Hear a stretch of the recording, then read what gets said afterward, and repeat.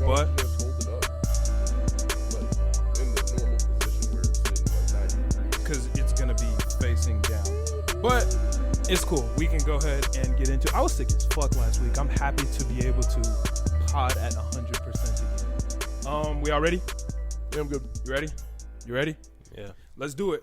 Yo, what's good, everybody? It's the Storm Podcast, episode 129. I'm your host, Malcolm. I'm here with my boys. Yo, it's C2. You know what to do.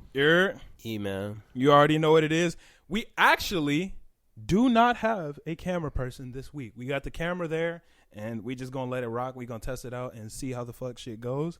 And if it's trash, then we will not do this again. So, it is what it is.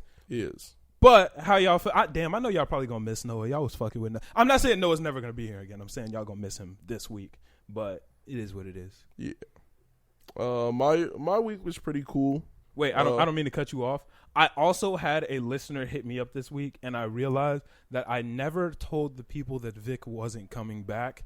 Somebody hit me up and asked if he was coming back, and I was like, oh, shit. I never told anybody that he wasn't. Yeah, so Vic is not doing photography and videography anymore. That's just not his shit. He said it wasn't his passion, so he's not going to be doing that. He's selling off all his equipment. If y'all trying to buy some equipment, hit his line because he's selling it off. Oof. So, yeah, y'all already know what it is. You could really had a camera every podcast where ever was recorded with. That's actually true. Y'all can definitely, y'all can buy that. So that'll be a memory. There's nothing on the memory card, so it would just be the camera. But, I mean, hey, if y'all just want to touch a camera we've touched, that's cool. That's cool. Yeah. But go ahead, my bad. I didn't mean to cut you off. Nah, it's cool. If it's for Vic, I'll let it slide. Shout out Oof. Yeah. R.I.P. My week was pretty cool. I got a job. Oh shit, where you working at? UPS. Keeping the spirit of Oof alive. Yeah. Okay. I'm gonna go and see Oof every week. Nah, he don't work at UPS no more. Oh, damn. Yeah, it's like that. Oof. So I do need to ask him to come out here though. Yeah, it's getting a job is getting a job. Pretty damn tiring already. Don't even like the idea of it. And I've been mostly like, I haven't even really played video games that much. I found Pokemon Showdown on. You just started playing it? Yeah. You never heard of it? I had never heard of it. Never really played it. Used to be a huge Pokemon Showdown fan. Nigga got on that shit. And your boy Louis too. Yeah, I never really played that shit. Wow. I was playing that shit.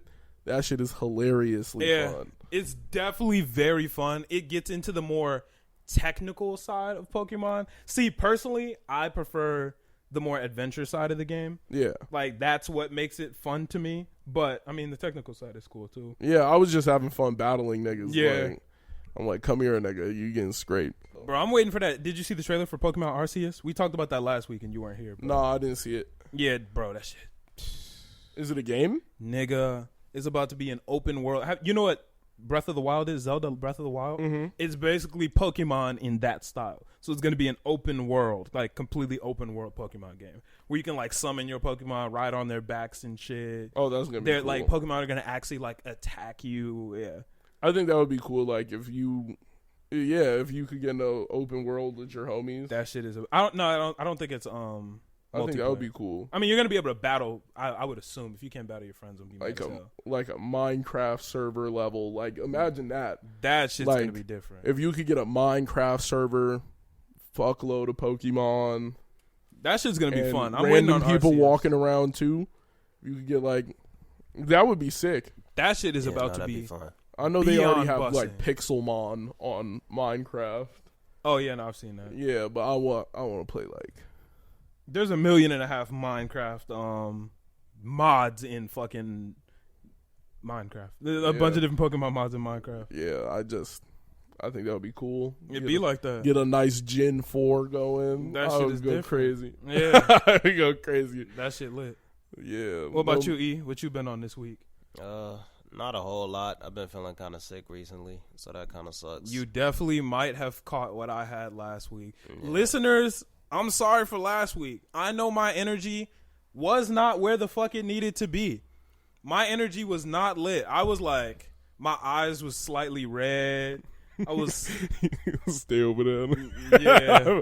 I've been blessed. No, my eyes was slightly red. I was like struggling. I took 2 COVID tests. They both came back negative. I guess a nigga just caught a cold at Summer Smash. But other than that, I mean, I was struggling. But I'm back at it this week. You slightly sick. You might have got it. I mean, we live in the same house, so there should be like that. I try not to touch nothing, but oh well.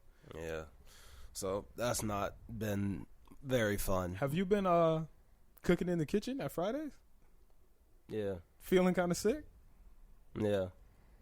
If you got sick and you ate at Fridays this weekend, yo, it just is what it is, nigga. Don't snitch on yourself, nigga. Nah, what they gonna do about it? You said you talked to your boss about it, and the nigga said, go ahead. But I asked him. He was like, You'll cook the germs though. like he took my temperature, and that was fine. So he was like, I mean, you wouldn't have COVID because I took a COVID test, and both of them came back unless negative. you got it from somewhere else. Well, that's actually a very high possibility. Like, You might want to go get yourself a COVID test. Yeah, I planned on doing that today, so if I have time. So yeah, I did that. No, I mean I didn't do that because it's cold. But I put in my 2 weeks for my job, so that was. You put in your 2 weeks at Fridays? Yeah. Why? Because I'm full-time streaming. You put in your 2 weeks of full-time stream for real? Nah, I'm kidding. I got a job at Cooper's Hawk. Oh, I'm like, nigga, I'm proud of you. I was excited and also like slightly worried, but yeah, nah. Yeah, I damn, got a job for at real? Cooper's Hawk. Yeah. So, okay, shit, good so shit. you're gonna be like what dishwasher. Oh, but it pays more than Fridays. Yeah. have you been a dishwasher before, nigga? Yeah. That shit suck. Yeah, it does. That shit suck for real. Yeah. You're really the last nigga to go too. That is the worst part about being nigga. You're like you just gotta stay till the end of the. you have to. Yeah. You have to wait until all the nigga. You gotta wash their dishes. Damn, You the that's last. facts. You gonna That's be the last facts. nigga there. When I was a Boy. dishwasher, nigga, I was walking out. What the shit closed at 11. I would leave at 1 a.m. If I was a dishwasher, niggas would hate me because they definitely be opening the next morning and be like, "There's dirty dishes under the oven." And Nigga, there's these dirty bitches dishes hiding hidden? behind tables. I'm definitely hiding them motherfuckers. Like, bro, I ain't even see that nigga. What Like, you? nigga, how was I supposed to know? I don't know what the fuck. That was on Brian. He the busboy. Nigga, I'm breaking dishes, throwing them in the trash. Nigga, damn, this stack of dirty ones. Oh my I'm god. tossing them bitches. Damn, y'all. All the dirty ones. That's crazy. No, Damn. because you really have to, like, when you're a dishwasher, you really got to wait till the chefs are done, and you got to clean their pans. You got to wait for everybody to be done for you to even, like, start on the final pile of shit. I would assume there's more than one dishwasher. Yeah, there's 3. Oh, nigga, when I was working, nigga, I was the sole nigga. You were working at a rather small. You were at a smaller restaurant, But though. they were packed every day. But Cooper's Hawk, that is like a big restaurant, and they be packed. Well, so. yeah, I imagine it'll probably be easier. Wait, them with niggas 3 don't have dishwashers like the machine? No, I don't think so. I think it takes like significantly more time for a machine to wash the dishes. It takes more time. I would assume that it would make sense to have a dishwasher during the day, and then at night throw them in the machine, because it costs less water and costs less money to run a machine, and you don't have to pay people for those hours. So I would assume that would Probably be still cheaper. have to pay people for the hours because Fridays has a dishwasher, but we just have a dishwasher. Really? Yeah. But the dishwasher runs at night. We have it for morning and night. So all day long the dishwasher is running the machine? Yeah. I guess And I there's no completely do dishwasher? not understand the logistics of running a restaurant. I'm right next to you. Because I was really in that bitch, bro. I would be sick. At the end of every shift, I would be sick because I know that I have to stay like 2 more hours than everybody else. So who locked up? You? The manager. The manager would just be downstairs, like parked up, cooling, and Okay, I makes have sense. I have to wipe down and scrub everything at my station. Like I had to make sure the shit was clean. I had to pull up the mats afterwards and get all the water, like mop the floor. Was you at least making bread? No, nigga, it was dog shit. That is dog shit. I would much rather be doing that with headphones on than cooking. No headphones. Yeah, see, No headphones allowed. Yeah, see, if you can just have headphones and wash dishes, cool. So that's why I was like, I'm down. I'm finna find a million more songs. Like, Yeah, see, that's an option. like that would be fantastic. But a nigga couldn't even do that. Find podcasts, learn some shit, some audiobooks. Yeah. I started listening to audiobooks at work. knowledge been going up.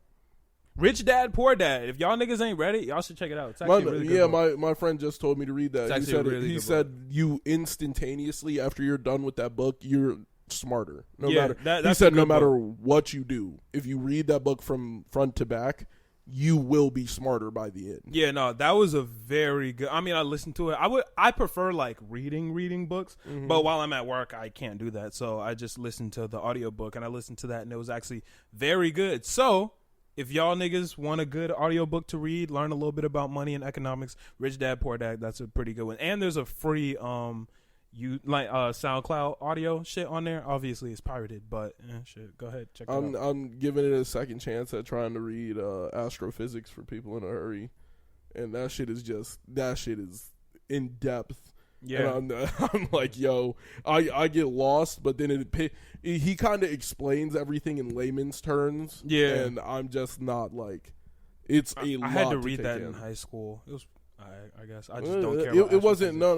It's not a high school book. It's Neil deGrasse Tyson's book. No, I had to read it. Like my teacher assigned it as a Yeah, that. No. That wasn't in high school. That was in No, that was high school. Yeah, I had to read that in high school. Yeah, that shit is pretty good. So I just keep on trying to read it, and it's so much knowledge at once that it's just like, yo, what the fuck's going on? Yeah. It'd be like that, though. Explaining the birth of the universe and how everything works inside of it. I'm like, nigga, what? Yeah. It's a lot. Shout out Neil deGrasse Tyson. Yeah. I want to read, like, all of his books. He's a cool dude. I like watching his videos. Yeah, I think he's funny. I think he's funny, and he's, of course, intelligent. Yeah. He's a cool-ass nigga. Is that it for your week? Just... basically, yeah. You're not about to talk about streaming? I was about to say I also did the streaming thing though, so that was pretty cool. It's pretty decent so far. It's doing better. You're having less issues. What's your name on Twitch? Oh yeah. Why don't you tell the people? Oh, I switched it. It's you should cough before you. The name is It's E-Man. That was actually a lot better. Yeah, you sound very clear now. Yeah. Yeah, so the name is It's. Sound like a complete different nigga. Wait, my bad. Go. I keep talking over you one more time. The name is It's E-Man, so there's ITS before the name. Just is it underscore? Sure. It's underscore E-Man? There's no underscore anymore. It's E-Man. It's just It's E-Man. Is it a capital E? Yes. I don't think it matters. I don't think it. Yeah, on Twitter. Yeah, I don't. But it's like yeah, but it is a capital E. So capital I, capital E. And there is a nigga who is It's E-Man underscore. It's not that nigga. Not me. It's not that nigga. Yeah. So don't worry about him. Shout out to dude. He might be a cool guy, but he ain't not as good as he might have made his account after E. Probably that's what I was thinking. I was like, why would he put the underscore if there was one without the underscore? Why would you start with underscore? Yeah, right. Yeah, but yeah. So check out It's E-Man on Twitch. I try to stream every day. I'm gonna try to make that a little better because wasn't able to do it today. Man, I got to get over this sickness, man.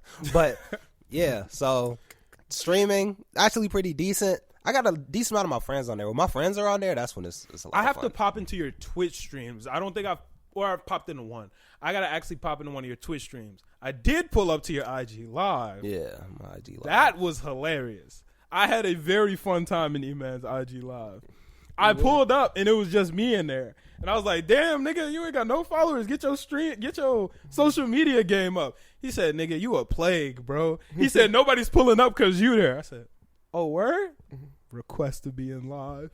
I popped in that bitch instantly. Numbers got to going up. I was like, we in this bitch. Shout out to everybody who pulled up to the live. That shit was hilarious. True. Shout out to all of them. That shit was raw as fuck. He was like, I gotta get him down. Yeah, I'm like, I can't be mad. There's still people in the live. Hopped up in that bitch. I was like, oh, what? I'm keeping the people away.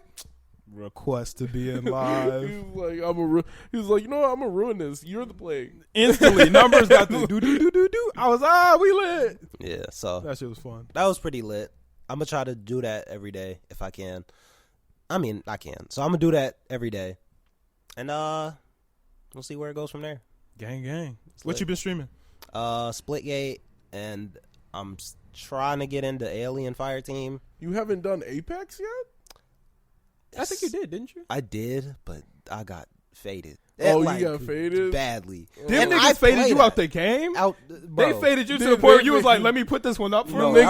That was literally on drop. Like, damn. And you was just like, you know what? This not the game for right now. Download some BRs. It'll help you get better. Yeah. You gotta get comfortable on your computer. Yeah, that's the thing. Like, I'm perfectly fine on console, but on computer, it's a totally different game. Well, yeah, it's a completely different game, and you got to make sure you got the correct monitor. But I'm not gonna geek out over it on the podcast. Yeah, you can also practice with the mouse, but then when you get on stream, you can just plug up your controller, so that way niggas don't think you're garbage. That's true. Yeah. Until you get to a point of practice where you're like, I don't need this controller. Wait, are you playing with keyboard and mouse? I play with keyboard and mouse. Oh, you're trying to move over? Yeah. Yeah, because I hear that it's a lot better. Did Tony give you the keyboard? No, it actually came in the box. All right, cool. Yeah, so we was blessed on that. So I had everything I really needed, but GG. Still got to get a few other things, backdrop, extra stuff for the set. Because niggas was just baking me in the pod. Not in the pod, in the live. For bro, no when I hopped on live, they was cooking them. They was, bro, you streaming look like you in grandma's kitchen, nigga. Yeah, they no, said, that wall grandma kitchen ass boy. Were you in your room? I was in my room, but that wall is bogus. The way that the bedroom is decorated, like my parents decorated that room in like probably when I was born, so probably like in '98. You feel me? So it's like it's crazy because every other room in the house has been repainted except for yours. Yeah, man, that's crazy. Yeah, that's whack. Yeah, that's whack. Well, don't you got the biggest room? Yeah. So you gotta. Yeah, you do have the master bedroom. You gotta let niggas. Yeah, that's fair. Y'all niggas could get the paint right now. I still got the space. Facts. Yeah, that's fair. And I can always just paint it myself if I really need to, which I might. We'll see. Yeah, it's also an option. Yeah, I think that would be pretty cool. You decorate your stream room. Yeah, because I'm trying to get it like redone, basically. If you get that shit correct, that shit will be raw. Yeah. I definitely thought your ass just quit your job and just quit it just to quit it. I was like, damn, this nigga. And I was like, I don't quit it just to quit it. He quit it to stream. Right. Yeah, I knew you was quitting it to stream, but I was like, nigga, you're still gonna need money. Yeah. I was like, fuck, bro. I was also a little proud of you because I was like, that shit's kind of raw. Like, he took the step. He was like, fuck all that work shit, nigga. We straight to it. Nah, I need money to get the equipment. Yeah, that's what I was thinking. I was like, but nigga needs to fund I'm like, once I get some money from it, maybe. It. But I need some bread. And I ain't want to get on live and be like, hey, nigga, you think that was like, we on the pod. So you got time. You got ample amount of time before your computer, you need to replace that motherfucker. Yeah, that's going to be fine for a decent minute. Yeah, so you should just try and get the ball rolling. Yeah. So, good shit. I'm excited for the future of this. It's going pretty decent so far. Twitch is an amazing place to stream. Yeah. Like, random people pop in every stream. Yeah. And follow, which is crazy. Yeah, they just come in. They like when people are starting to stream. That was perfect. Yeah, I'm like, I do the same thing just because, like, whenever I see, like, a small streamer and they actually going kind of crazy, I'll be like, I'll drop a follow. Yeah, I'm going to watch this. Yeah. Watch this. So, Twitch is a really cool community. I fuck with them. It's good to see. Shout out. Hey, if y'all here from Twitch, y'all the real ones. And if you not, go follow Twitch. Yeah, for real. Go follow my Twitch. Gang. Y'all know how it goes. But no, my week was pretty regular. I've been going really crazy on these almost designs. This shit is about to be pretty fucking cool for this next drop. I got a lot of dope stuff coming. I just sent out all the quotes so I could see how much it's about to cost to get the shit made. And this fall collection about to be a little bit different. I got some fire ones cooking up. So that's going to be dope. Just been doing a lot of podcast shit, getting the podcast shit ready. We really going to be cooking up on that shit. TikTok has not been fucking with me, bro. Damn, them niggas have been on some different shit with me, and I am not feeling it. So I guess it is what it is. I'm going to have to let that rock for right now. But if y'all can go ahead and check my TikTok out, I would greatly appreciate it. Your algorithm's doing the...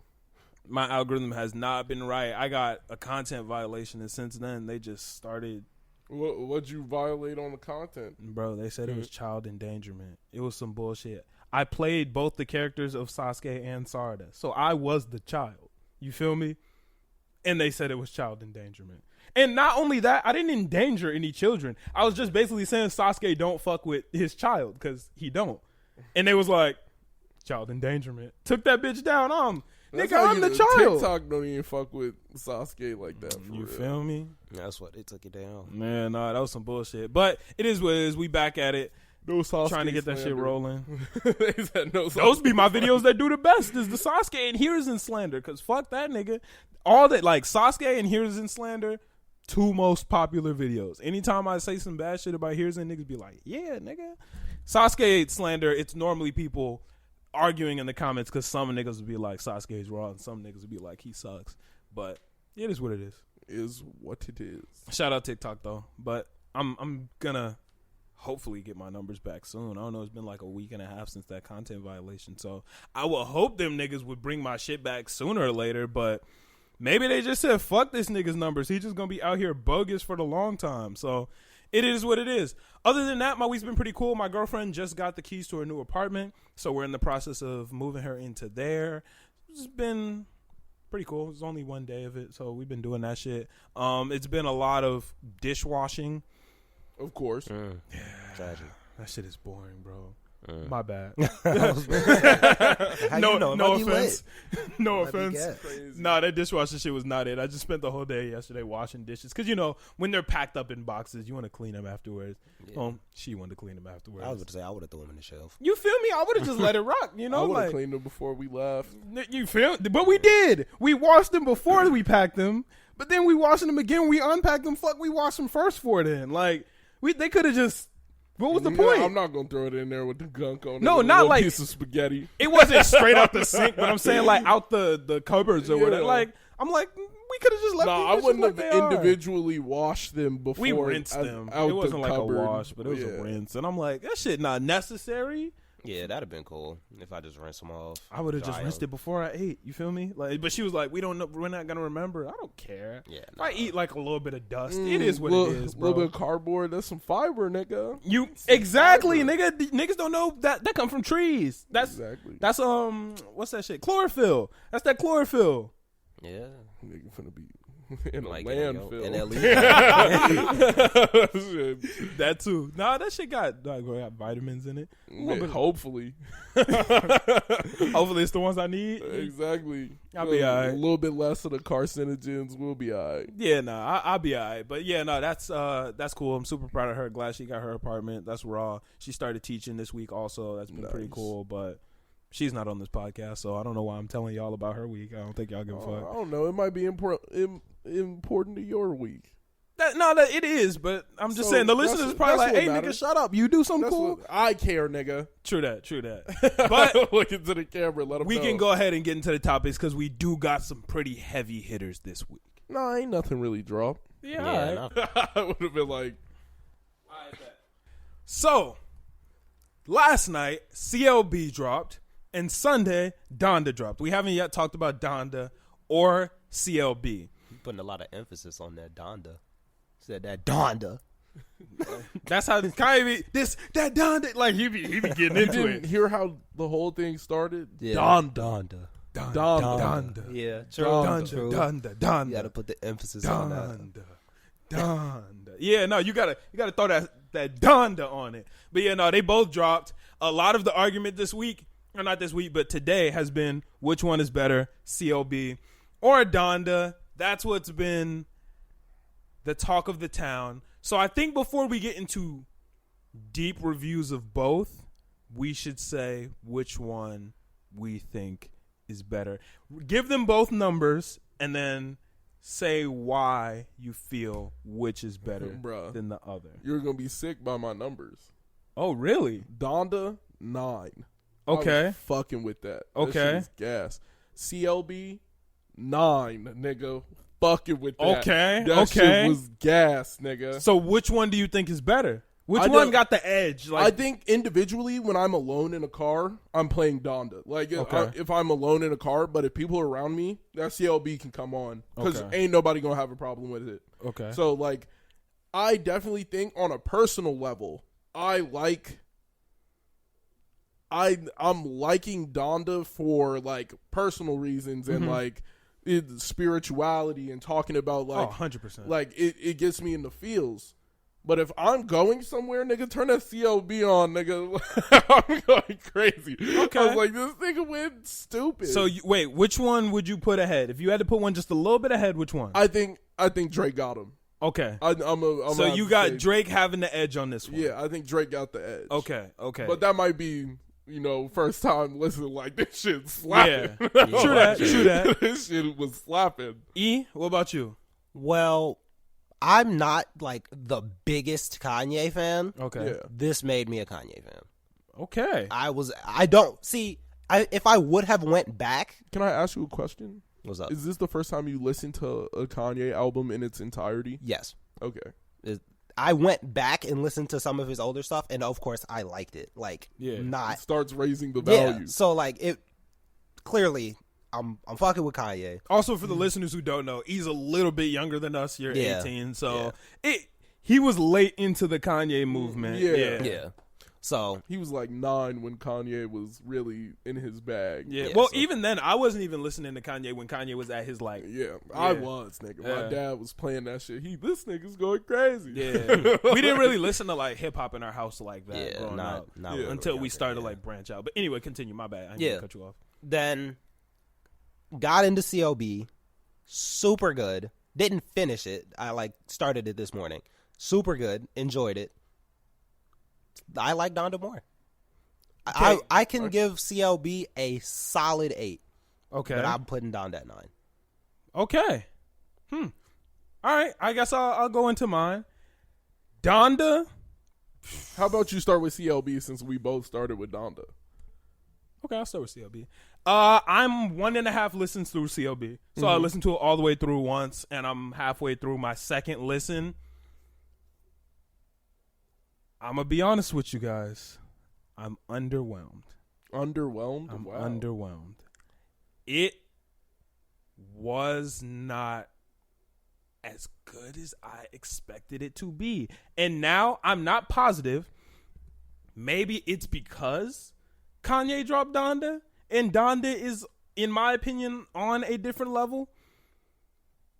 I think Kanye won. I think that Donda is better than CLB. To me, I got Donda at a 9, and after 1.5 listens, I got CLB at 7, maybe 7.5. And here's the thing. I think I may have liked CLB more if it had came out before Donda, and this is why. Donda is one of the most, what would the word be? It's very genuine. It's very spiritual. It's very emotional. Kanye makes the music that he is feeling, that he wants to hear, and that he wants to express. Mm-hmm. The reason I think CLB did not hit as hard for me is after almost a week of listening to that raw, genuine music, Drake's is a lot more, it feels a lot more polished. It feels a lot more packaged. It feels a lot more like he was selling it to you. Like Drake is trying to make music that you want to hear. You feel me? Like Kanye, I feel like when Kanye goes into the booth, Kanye is like, this is what's on my heart. This is what I'm feeling. So this is what I'm going to make, and I'm going to put my everything on it. Mm-hmm. I feel like when Drake goes into the booth, it's like, what they want from me. Like what I think the people want to get right now. And this is why I'm in complete disagreement. Really? I think Drake added something to his game this album. Okay. I think he's added a little bit of soul to his repertoire. Really? Yeah. I did not get I got some soul. Like I felt him speaking. Like I didn't feel like it was the nigga with the hard, like the brand. Mm-hmm. I didn't feel that. Really? I did not feel the brand as much. It felt like, nigga, this is a victory lap, nigga. I'm about to have fun. Like I won, nigga. Y'all niggas talk about what the top look like, nigga. I don't see you at the top, nigga. I'm at the top. Like he's really speaking at where he's at right now. Yeah. Like I felt that. I really felt from him like he was like, here's a little something he was like, just to show you, like, right, I'm not finished and I got more to show you. And I that's how I felt like for this one, he stepped away from the brand a little bit and was a little goofy. He was like, yo, nigga, I'm lit, nigga. I can do what I want. But that's the thing. That all feels branded and scripted. I feel like it doesn't feel branded and scripted because that's what he's been waiting on. He's been grinding to get to the top, got to the top. He got everything he wanted, and now he's talking his shit, and he's allowed to have fun now. Like there was a time where niggas couldn't have fun because I gotta put in this work. I have to show these niggas that I'm the guy, and he's like, nigga, I know I'm the guy. Now I'm about to have fun. Like it just felt like it should have came out 3 months ago, to be honest. Whoa. Like if it would have came out at the beginning of the summer, he would have certified had the year. Like to me, but I feel like Donda does get in the way because you're dealing with someone who's giving out like super raw emotion. Like I have to get it in the moment, and it's being made for this. Like this song was done when I was feeling this. I do feel like Drake has a little bit of package with his shit, but I feel like this is the nigga who's came to the store 1,000 times. I know this nigga. I know what he's here to deliver. And this nigga came. He was like, "Yo, what's good, my nigga?" Like he's happy to see you. Yeah. Like, and that's what I got from it. It felt more like Donda was more about connection and how raw emotion, and CLB's like, yo, nigga, what's good? Like, I didn't even feel like we ain't had fun in a minute, nigga. What's good? Let's go to the party. Let's go to the beach, nigga. Let's go hang out, nigga. What's good? I ain't seen y'all niggas in a year. What's good? I can see that. I can see that. Like that was like I'm drunk at the club, lit. You don't want Donda playing. Like I think when we're talking music, the realm where the music's gonna play is completely different. 100%. I think Drake certified is gonna be in the club. You go to the club this fall, nigga, that CLB gonna be playing. Oh, of course. That's how Drake is. I think Drake did what he was supposed to do. Do I think it was like I can't compare the two because they're not meant to be like they're two different. They are not meant to be compared. There's a big difference in Kanye certified dropped this Lover album. Boy. Like they both want these albums to be compared. Both of them. I don't think both of them want them to be compared. I think it's just the time they're in two different spaces in their lives. Oh, 100%. Kanye is a man trying to understand himself and the wickedness inside of himself and all. He's trying to understand Kanye.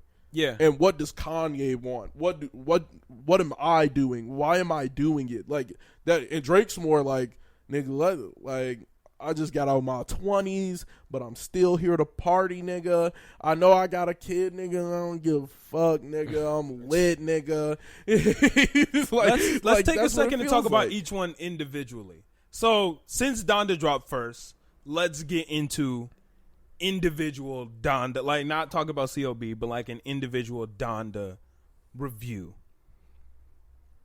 Honestly, to me, this Donda shit felt like a masterpiece. Yeah. But I've never expected anything less from that nigga. But the reason I love it so much is it feels like a masterpiece. I don't want to say by accident. Organically, that's the word. It feels like an organic masterpiece. Yeah. And that's really, really, really fucking cool to see. I like how the way it even came together. The first half is a little bit darker. Yeah. But still, spiritual and godly. Mm-hmm. And then the second half is that more bright gospel type feeling. I like how it kind of transitions into that. And then, Donda, the song Donda in the middle being kind of like the transition into the next one. It's just a really, really, really good feel. Now, obviously, there are songs on here that I'm not crazy about. But the majority of it, and the ones that I like, I love, nigga. Yeah, like when I was listening to it, it gave me the feel of the low to the high. Like I'm ascending as this album's being made, and that I feel like that was the whole purpose in what he was doing. It was the going to the stadium and having people chant songs and believe, and the shit was going up. Like, this album is performance art. That's how the album goes too, and that's how I like. Because I like when a track list is put in a specific order for a reason. Sequencing. Like, Niggas don't talk about sequencing no more. I love the sequencing in an album when it feels like a nigga sat down and was like, ooh, this has to go here at this point in the album. Leading. This has to be toward the end. This is a secondary. This is where it has to go here. And it will flow. Like, it's one big ass song with bridges and everything. Exactly. That's what it's supposed to be. Because Donda feels like a play. Yeah. And that's kind of how it was, because he was performing it in stadiums. It was a theater performance, a play. It was art on a different level, but I feel like it's art on the same level Kanye's always put it at, and it's at the top. Like, there's no way to like quantify a new top. Like, the new top is like, I can't even explain it. It's every time he raises it back to that level of, oh shit. But not every one of his albums has been as performative and play. I don't know. I feel like not play like. I wouldn't say play like. I would say all of them for the most part since damn near 808s and Heartbreaks has been performance art, because I wouldn't say that has the eyes on him. And I even feel like 808 is performance art because it's meant to be like pain. It's straight meant to be pain. I wouldn't say that for the 3 before this one. So, The Life of Pablo, Ye. I would feel like The Life of Jesus Pablo. Is King. I feel like The Life of Pablo is like an art gallery, damn near. Like, it's all pieces of Kanye. And don't get me wrong, I love all three of those albums. Yeah, I'm just saying it's not this like. I would say all of it is always art, but I feel like the way he presents it each time is in a different manner. Yeah, Pablo is like walking into a gallery, and it's just all masterpieces. He's doing it's wow. This is abstract. This is different. Yeezus is like a nigga standing in the soul center of a room. No, not Yeezus. I'm talking about No. I'm talking like, if we're talking like, okay, my bad. I feel like that one's more of like a notepad, him talking to himself, and it's. I feel like he's always doing something. And that's why you always get raised to that level of awe when somebody is showing you some shit they really truly like wanted to give you something different. Yeah. And I don't think everybody's always looking to give you something different. Oh, 100%. And I love Ye because it feels organically different. Everything he does, I was talking to not E-Man, but my other brother, Matthew. Ye is a genius. And he's a genius, and as a byproduct of being a genius, he's also crazy as fuck. Some niggas pretend to be crazy so that way they look like geniuses, if that makes sense. Yeah, so they'll just do shit to be different, so niggas will be like, oh shit, he's different. This nigga's different. Yeah. Ye does things different because he literally has to, because that's the only way he knows how to live. Well, I'm in complete agreement with that. Like, the man was a genius from like the beginning. He was showing niggas, I have a vision. There is literally a vision behind everything he does. Yeah. And I completely agree with that. I'm not gonna say like every time everybody understood. Oh yeah. But I've been a nigga who like stared down Kanye and tried to understand, because there's always a message behind whatever he's sending, and there's always something he's trying to tell you in the underlying of everything. Right. There's always something like, I'm crashing and burning. He will tell niggas like, all the time. He got on the mic and told niggas like, yo, I am not okay. Like that is what's happening. And I always feel like he can bring you back to like understanding him without him having to tell you. Yeah. So he's like, yo, nigga, this is what I'm on, and send you that shit. You be like, shit, nigga, this is what this nigga's on. It's crazy. What are y'all favorite songs off Donda? I know you was fucking with God breathed, or is that what it's called? Yeah, I know you was fucking with that before. God breathed on this. Yes, that's the song. Because I wasn't sure if that was the name of it, but I think it was. Really God breathed. No. I fucked with that shit too. Yeah, that was definitely one of my favorites. That was one of my lesser favorite ones, actually. Off the Grid, for Off the Grid was really good. Favi went nuts. When I tell you, like, Favi was on a different level with that song. Kanye showed versatility at its strongest. Nigga hopped on a New York drill beat and was still yay. Like, like that is just telling you something. Like, that is a capability no one else has. Facts. Like, I can walk on this beat, do my thing, and it's still me. Like, and you know it's still at a top level. That shit was like hard, bro. Favi lost his mind, bro. Favi was speaking.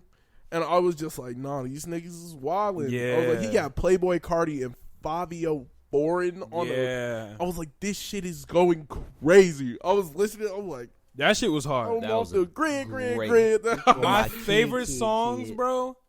I like the second half really heavy. But I think my favorite song, I'm actually between two. Either Lord, I Need You, or the song that comes right after Lord, I Need You. The truth is only what you get away with, huh? What is that one called? Starts with a P. I don't remember. I can't remember. Hold on. Praise? Shit, what is it called, bro? I did really like that one too, though. Shit, it starts with a P. It's Pure Souls. Yeah, Pure Souls. Can I look at the track? Yeah, go ahead. Yeah, it's Pure Souls. Yeah, nah. So Pure Souls, Lord, I Need You, Junior, Jail Part 2. Bro, Jail Part 2 was a little different. Look, I love Jay-Z on Jail Part 1. And I'm not fucking with DaBaby right now. Yeah. But goddamn, DaBaby went kind of crazy on Jail Part 2. Nigga, DaBaby went fucking stupid. That shit was crazy. Different. I like, number one, I like how Kanye had the nigga address it. He was like, no, nigga, you're not going to get on this song and do it's DaBaby, let's go. There's none of that. He was like, nigga, you're about to talk about that shit. He was like, I'm not going to condemn you, nigga, because I understand how you feel. You're uneducated. You're a product of your situation. And, like, that's one thing I screamed that I hated about cancel culture, nigga, because niggas don't even want to give somebody a chance or try and teach them. It's not my job to teach you. Like then is also not your job to pass judgment then. If you're not trying to help anyone, then why are you really doing it? You're doing it for your sake? Or are you doing it for everybody else's sake? No, you're just doing it because you want power. Right. And that's my biggest problem with that shit. Because it's always been that. It's, damn, this nigga's fucking up. Get him some help. Nobody says get him some help. Fuck that nigga. That's what they do. They point the finger, fuck you, and just tell you to leave. And then niggas are going broke. Like, instead of talking to somebody and trying. Well, okay, wait. Let's take a second. Let's take a second. DaBaby's not going broke. He's not broke. DaBaby said it on there, and I was like, DaBaby. Yeah, ain't nobody taking no money. I was like, DaBaby. The nigga's lit. The nigga's lit for the rest of his life. But I'm saying, like, I understand. He was like, y'all took food out my daughter's mouth. Nobody did that, DaBaby. No, we took money out your pocket. Like, that's it. But at the end of the day, it's not y'all took food out of my dog. We talked about this last episode. You weren't here. It's nigga. Yeah, you feel me? If I say something, even if I say something I think is perfectly good, right? Mm-hmm. Let's say I say fucking Donda is a 9, and the whole world goes, shut the fuck up and never listen to the podcast again. That's not the world's fault. You feel me? Like, I said something, y'all didn't like it. Y'all got a right not to listen. Well, know? It's not about your intentions. It's about how people feel about it. So, and I completely get that, but then we don't look the other way. People's intentions when they're canceling some shit aren't always aligned with what actually comes with it. Instead of, like, I understand deplatforming DaBaby. I completely get that. But what about re-educating somebody and trying to get them to think the right way? Like, there's none of that. And you're blaming people on a situation that they had no control over. Like, DaBaby said the shit, but did he say it because that's what he was taught, or did he say it because that's how he truly feels? You're not actually looking at the situation. You're just I feel like that's a Band-Aid. That's a Band-Aid to a lot of shit. What, we're just going to cast aside anybody who doesn't agree with some shit, or we're going to tell them why it's wrong not to agree. It doesn't make sense. And I completely get why people, because he doubled down. Like, the doubling down was the baby's problem. a different type of nigga. Yeah. The baby is an odd situation when talking about. But I never liked any of that culture, because it's like, are we re-educating people? Because then Tyler, the Creator, never gets to the spot he was in. Well, that he is in. Right. He never gets to that, well, nigga, because last time I checked, that nigga was screaming the F slur. He was talking about raping people like that. That was the beginning of his music. So I don't want to get into a entire like cancel culture conversation, because I do want to keep it on Donda. But I do want to ask you, did you feel personally offended by the things Tyler Creator was saying? Did it bother you? I didn't like when he said nigger. I didn't like that. But did it bother you enough to where you're like, I don't want to listen to him anymore? Like, did it change your opinion of him? It changed my opinion of him, yeah, because I didn't understand. I didn't understand why he said it. I didn't get why he thought it was funny. And then when you hear somebody out on their reasoning, like, yo, I'm doing this shit just to make niggas angry because you guys are too fucking sensitive. And then it was like, yo, when he was making fun of gay people, and then people were like, hey, you're a homophobe. He was like, I'm a homophobe. He kissed a dude. And then it was like, now what? Now what? And then what can niggas say? What can niggas say to you when you truthfully, you don't know how somebody's thinking, and let alone you don't know what people truthfully understand. Like, I can't speak for anybody else because I don't know, and frankly, I don't really care. But when it comes down to quote unquote cancel culture, when because there are niggas I don't listen to, and I actually talked about this on last episode. Did you listen to last week's episode? I'm not gonna lie. Yeah, no, it'd be like that. I talked about this on last episode of the pod when we were talking about Tory Lanez, and I was like, nigga, it's not a situation of I hate Tory Lanez. It's not a situation of any of that. It's something that I morally disagree with, and I don't support things that I morally disagree with. But that's fine, because he's genuinely causing harm to people, and he's genuinely in bad interest of other people. There's no lack of understanding when he pulled the trigger. There was no lack of understanding. But it's not a situation of lack of understanding. Yeah, but it's a situation of, nigga, I feel this is someone I could give my money to that deserves it more. No, but I'm saying the baby situation is a lack of understanding. I don't care. That's what I'm saying. It's not I don't care. Then passing judgment doesn't make sense. It's not a passing judgment. It's a nigga, I don't want to listen to you. I'm going to listen to Kanye. I'm not saying that. People pass judgment too and go online and hate. And that they're instead of trying to educate people, we are working in the wrong direction. I don't think the right direction is hate, destroy, get people out of the way. That's what everybody else did all the time. Like, I understand that the correct people might have the power now. That does not mean use it in the way that they used it, because that makes you know better than what they did. Like, at one point they were deplatforming black people for the sake of we don't like black people. Like, that doesn't make it right. And the only correct way to go about solving problems is to build a base where people are actually trying to learn what they did wrong. Like, instead of just telling, well, you hate gay people, no, you could teach the nigga, like, yo, they're just normal people. There's nothing wrong with them. There's nothing wrong with sucking dick in a parking lot. Well, there's everything wrong with being in the parking lot and sucking dick, but there's nothing wrong with the sucking dick part. I mean, if that's some people's bag,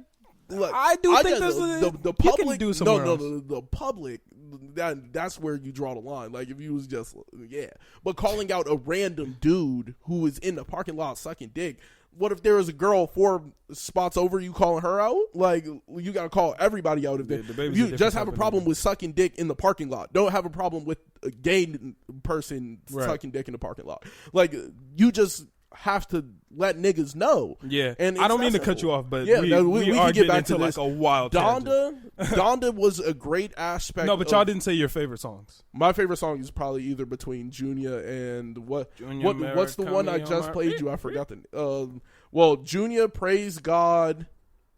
Roddy Ricch went crazy. Off the Grid, of course. Yeah, that one was good. There's just a lot of fucking good songs, bro. Rig, on my kids. There are songs that I don't like. I can't lie. There are songs that I'm probably not gonna be playing anymore. Yeah, but the ones No. Jail is What? bumping. No. I thought you were saying. I thought you were saying favorites. Jail was one that you didn't like. I was like, nigga, huh? Jail I was was finna say, bro, busting, you are nigga. wild. I was like, bro, It's the Return of the Throne. It's Return of the Throne. I like nigga? the DaBaby version more. Got to keep it a stack. I like the DaBaby version more. I'm not gonna lie to you. I've been fucking with the nah. Oh no, that doesn't mean I love the Jay-Z version. But I tweet. Okay, nigga, Yachty. Oh, I know when Yachty came on for you, you was like, Bro, I know you looked up. it's a You was like, "You're situation watching?" of Kanye brought the best out of every artist who was on Every this single album. one. Yeah. Yachty gave one of his best verses. Like his shit was. Yachty don't get emotional like that on tracks. Yeah. DaBaby, that DaBaby verse was different. I don't even really like DaBaby's music like that. And he was Favi speaking. gave his best verse. Favi was going crazy. Roddy went crazy. I mean, it wasn't like the best shit ever, but you know, Roddy still went crazy. Yeah. Roddy always got some heat. Who else was featured? Who are some other features that like knock shit out of the park on a different level? Oh wait, the features aren't listed. I was about to look at the You track list, can't. but- What you gonna do? Yeah, features not listed. But once you look at the songs, Ty Dolla shit was different. What song Cardi. did I play in between? New Again? And yeah, New Again. New Again is probably my most Fire. played song. Like Bro. I was just trying to understand that bitch. That bitch is goated. I don't know. Oh shit! I tweet. Oh, you finna get DMCA. Yeah. Bro. Do it. Cudi on Moon. I wanna go to the moon. That shit was fire. I thought that was Don Toliver. No, that's Cudi. I thought that was Don Toliver. That's Kid Cudi I couldn't see the list. I on didn't know the who was entire song. on Moon. That they're both on it. Yeah, I thought the moon was. No, that's Kid Cudi. I thought that was. Yeah, no. I really thought it was Don Toliver. That's Kid Cudi, and then Hurricane was also crazy, bro. What song were you just playing? That song? Oh, Jonah. Yeah, nigga. Yeah. Turn that bitch up, nigga. Jonah, that's a that good might one. be that might be number one personal favorite. Jonah's your favorite. Nigga, when I turn like when it first played, like it made me want to cry. Like it was just like that shit was just hitting us. Bro, he really like was hitting. But the that's song how on I that felt one. when Lord I Need You came on. That shit made me emotional just because Kim and Ye's like relationship, because that was the song where he was really talking about their relationship, and I was just like, damn, bro, this shit is hitting. I fuck with how they have one of the best relationships. Well, obviously I can't see the inner workings of their relationships, but from what I've seen, they have a very beautiful relationship. Even throughout this divorce, they still fuck with each other. They still respect each other, love each other, and they're still a family. There's no like resentment. Because even when they were together before any of this divorce shit, through Kanye's music, you could understand and hear just how much he loves Kim and his family. And I liked how on this song, it shows that he still loves Kim and his family. They're just not together right now. It's shit. The way it sounded, nigga, they might even be able to get back together. I don't know. You heard what he said. He was like, "She still love me." Yeah. That's all it is she still love me. Like, I'm gonna be there forever, bro. Like, and he knows that. Like, and there was another one of the tied songs together in, forever. I think it was New Life or New Soul, whatever. What is that one called? Like, they literally have intertwined their souls forever, nigga. They got children. That shit is like, that's the closest you can get to anyone. I think it was in New Again where he said, like, he was talking about that his ex is going to be the best. Like, he said something like he was talking to a girl and he was telling her, like, you're never going to be as good as my last one. Like, you feel me? I could go find a new wife or whatever. She's never going to be as good as Kim. He said something along those lines. That shit is beautiful to me. That's a beautiful ass relationship that they have and have built over all these years. And I think that shit is raw as fuck. This album was a masterpiece to me. Oh, wait. Where are you Why do ranking you this think amongst Kanye albums? beautiful? Wait, go ahead. Why do you think that's that beautiful? What you mean? The "you'll never be as good as Kim" thing. Because in a lot of marriages or relationships, especially in this day and age, there's a lot of resentment that goes on. There's a lot of hate. There's a lot of issues and problems. The fact that they were able to understand that we still love each other very much, but this just might not be the best situation right now, and are still doing what's best for themselves, best for the kids, but the love is still there. I think that that's rather poetic and beautiful. Yeah, like it's just funny because Kanye West doesn't do anything normal. It's nothing normal. Yeah. So like a normal divorce, motherfuckers be hating on each other behind their backs. Niggas be like, I'm done with that. Yeah. Calling their ex whatnot. Like, yeah, you a bitch. I hate you. Like, Right. motherfuckers be making it up. He's like, no, she's a beautiful person, and I think like everything's going to push forward beautifully. Like, exactly. You can't be better than Kim because Kim was perfect. And it was just like, yeah. Did you disagree with what I said? Why'd you ask a question? It just seemed like a odd way that you put it. That was all. Because I was like, if you were in that situation, you'd be like, yo, what? Like, oh yeah, like if I married a woman, and she was like, you'll never be as good as my ex. You're not as good as that. Darius, you'll never be as good as Darius. I'll be like, as good as Ye. It's like that shit would burn. Yeah. But like, isn't that the situation for a lot of people though? Like they find somebody and your person might not be better than the last person, but this person just works the fit better.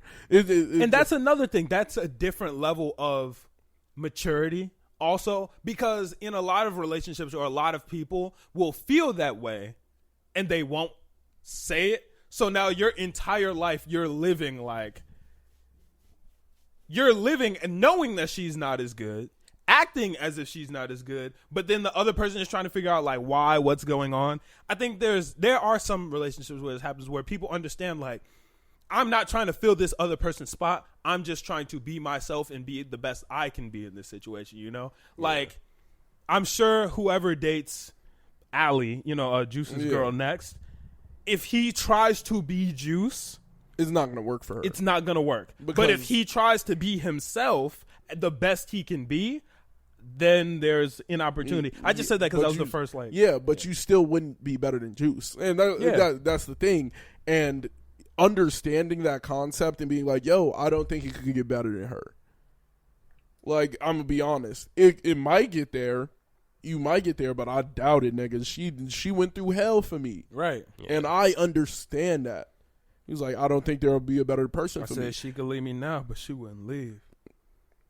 It is what it is. Yeah. That shit is crazy. Overall, this album was a 9 out of 10 masterpiece to me. I can't find too many things wrong with it. Let me go through and see if there are any songs. Or I know there are songs that I'm probably not going to be playing a crazy amount anymore, but let's see. I'm going to be honest with y'all. God Breathe wasn't one of my favorites. Got to keep it a stat. I love that one. I know God Breathe. This is a very unpopular opinion. Believe what I say, I actually don't like that one that much. That's the one with the sample, the Missy Elliott's. No, wait, no, it's not Missy. No, yeah, it is. That sample. Oh, you know you wanna come. That one. Oh, that's the one with that sample. Wasn't the craziest about it. I've seen a lot of people say that's their favorite song. Wasn't crazy about that one. The song Donda was fucking amazing, bro. You thought he was. You thought he wasn't gonna do something amazing? Nah, but that shit was. He said Donda. That shit was different, bro. It went crazy. That shit was different. Yeah, no. Overall, fire album, 9 out of 10. Just good feeling music, bro. And that's something that we don't have nowadays. You know what? 10. 10? 10. 10. I'm giving it a 10. I'm getting CLB can stay at the 9. This is a 10 just because of the way it is carried. Yeah, it is the way it was carried, the sequencing, all of that shit. You could get out of 10, and I wouldn't be mad at. What I was about to say is like, this album feels out of place because nowadays we don't have good feeling music. Yeah, it's all prepackaged and sold to us. Not even just like that, but like a lot of music today, and even just the state that the world is in, is a little bit darker. Music so far has been that, and this is very light and like filled with just I don't life. even feel like music is darker. I think they're always appealing to that like that teen angst, that just anger. And don't get me wrong, I do love that. Yeah. No, I'm not saying there's anything wrong with it. Yeah, no. But I feel like that's the play. Like, there's way more teenagers than essentially any other group that can actively listen to music. Yeah. So why not attack that group the heaviest? And I just feel like the Donda is built for like niggas who are working on themselves. I'm trying to get to another level. I'm trying to raise myself. I need, man, that's somebody that I can hear it in my head. I can hear it chanting in my head. Donda. Like, no, like that shit is, for you to have the ability to like create and really give something a soul, damn near. Yeah, it's amazing. Exactly. That shit. I'm fucking with it. I'm really loving that. Understand why the album. nigga feels godlike sometimes. Like, yeah, it's like, nigga, nobody else can do that, and I don't think it's just an untouchable ability. that's a fact. Yeah. But we can get into our CLB It won't be as meaningful. review. It Damn. won't be as meaningful. Let's- We should have done Donda second. Like, I was just going in the order they came out, yeah, but we can get in the. But one had way more impact. No, that's true. Yeah, That's was true. obvious. I bet. That's CLB. Now, don't get me wrong. It's not a bad album. Yeah. It's definitely a good album. In comparison to Donda, I like Donda more. Trash. Yeah, I was like, damn, nigga just out the Nigga was gates. Like, straightforward. okay. Nah, it's decent. my whole thing is I'm not comparing them for the sake of like, that's incomparable. Like, the one is a testament to someone and the praising of God, and then the other one is, I just got that. Turn up. I'm just some ass. Yeah. Like, it's not the same thing. For some reason, it just wasn't hitting the way I needed it to hit. My favorite song off Hey. there was one that was. You ask a 14-year-old though. Nigga, I'm You not ask, 14. You ask a 14-year-old, you might get a whole different. That Donda he was talking about too much. Like, what was he even talking about? Hey, like, man, that some people just wanna TSU. turn No, up, wait, though. that TSU. Nigga, that was TSU. hard. That's my favorite song. That TSU was was different. I fuck with the hard. one with 21. The one with Future, nigga. Which one? There was two. Come on, bro. Future had two. Future It was In Too and Deep and Too Sexy. Too sexy, nigga. I felt too sexy listening to that. I felt OD The song sexy. Too Sexy. If I'm being honest, if everyone, all listeners, be honest with yourselves. It's not that good of a song. It's just funny, bro. I just felt funny, too bro. sexy, nigga. Bro, I felt it's too a sexy. meme song. That shit not meme. Yes, You- nigga. Yes. I'm getting dressed. That shit's getting played, nigga. Too sexy. I am too sexy for all this. Too sexy for the world. Too sexy for your girl. Too sexy for everyone, nigga. Too sexy. That's It's- gas. I'm 6'3", too sexy, nigga. Like, I was feeling amazing. Even if it's a meme song, if a song can make me feel how they want me to feel, it's gas. And they won. Like, Yes. that's gas. Yes, but can we No. be honest? Oh no, okay, all right. Okay. All right, Whatever that's fine. you want to cap, Yes. nigga. Play that shit. I'm feeling too sexy. Hey, live y'all lives the way y'all want to live You your tell me lives. you don't feel too sexy. What I'm saying is, if we're judging that song as a song itself, we all know that song isn't incredible. That shit was. You don't have a mic. Oh yeah, we have someone behind the camera right now. I forgot to tell the listeners. Yeah. My other brother Matthew just pulled up, but yeah, I wish I could have mic'd you up, but sorry, dog. It's alright, but It's gas. Come on. my favorite song is TSU, and then I was TSU is also good. really TSU is fucking really with the good, one though. 21. That shit was hard. I Yeah, can't remember what it was heard called. Knife Talk. Yeah, that's what it was called. Knife Talk. Damn. Yeah, I feel like I would remember It's that. 21. Yeah, that's hard. That's fucking it's hard. Knife Talk. That shit is raw. Overall, it felt. I like the second half more than I like the first half, though. The fair trade with Travis Scott. I like that. I wasn't crazy in the about that Bible. one. In the Bible, I was fucking with that with Lil Durk and Giveon. I was fucking with that nigga. That shit was turning me up. Champagne Poetry, Drake definitely came out the He gates. came hard. out the He gate came out the hard. gates He kind of came crazy. I out- turned he that came out on the and gates was like, fast, ooh. nigga. Yeah, he definitely. I was like, okay. No, he this served shit is up. raw. He served up some vibes. This one, but like it, I don't think it was meant to be like this is some all true understanding of. It's not supposed to be no. Nah. It was supposed to be. Be turned nigga, up, Let's bro. have fun. Let's get nigga. lit. To me, I'm certified, nigga. Right. CLB Popping didn't bottles. feel any different than what was that shit called? Dark Alley Demon Time, some shit like that. Dark Lane demo tapes. That was close. Yeah, Dark Lane demo tapes. It felt the same. This It didn't to me, feel it close. felt the same. Nah. See, you get what I'm talking about, nigga. I was woke up, I felt rejuvenated, popped in the shower, listening to this shit. Oh, nigga, I'm too sexy right now. To me, this felt like Dark Lane demo tapes. It didn't feel. It didn't give me no. It wasn't trying to serve up that vibe to me. Like I feel like Dark Lane demo tapes was him trying to be like, I'm some in the hood ass nigga. Like I'm in the hood. In the Dark Lane demo tapes, nigga? And then I'm some nigga. Dark Lane demo tape 2:30, baby. That's Chicago. That's Chicago. He wasn't. I'm in the hood, nigga. He was. I'm outside in an AMG, nigga. He was right foot up, left foot slide. Nigga, that was the least in the hood. You know what? I take that back. I feel like the imagery was trying to be like that, but like I feel like he's playing games, nigga. Like I'm at the top. I'm gonna have fun.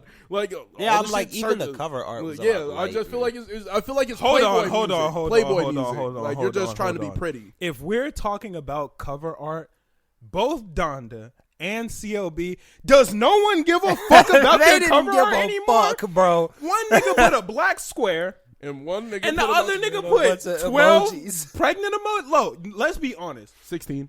Yeah, I don't give a fuck. 4x4. That shit was dumb as fuck, no, bro. That was stupid. I saw it and I was like, damn. When I saw that shit trending on Twitter. Actually was 12. Exactly. Yeah. When I saw that shit trending on Twitter, I was looking at this shit like, all these motherfuckers outraged because Drake put out a meme cover. And it's not about to be. That's the real cover. Yeah. That's disgusting. I was kind of upset. I am appalled at how little effort went into that motherfucking cover. Well, I'm actually like, I don't really give a fuck. No, but that's the thing. Cover art is important. I don't care what nobody says.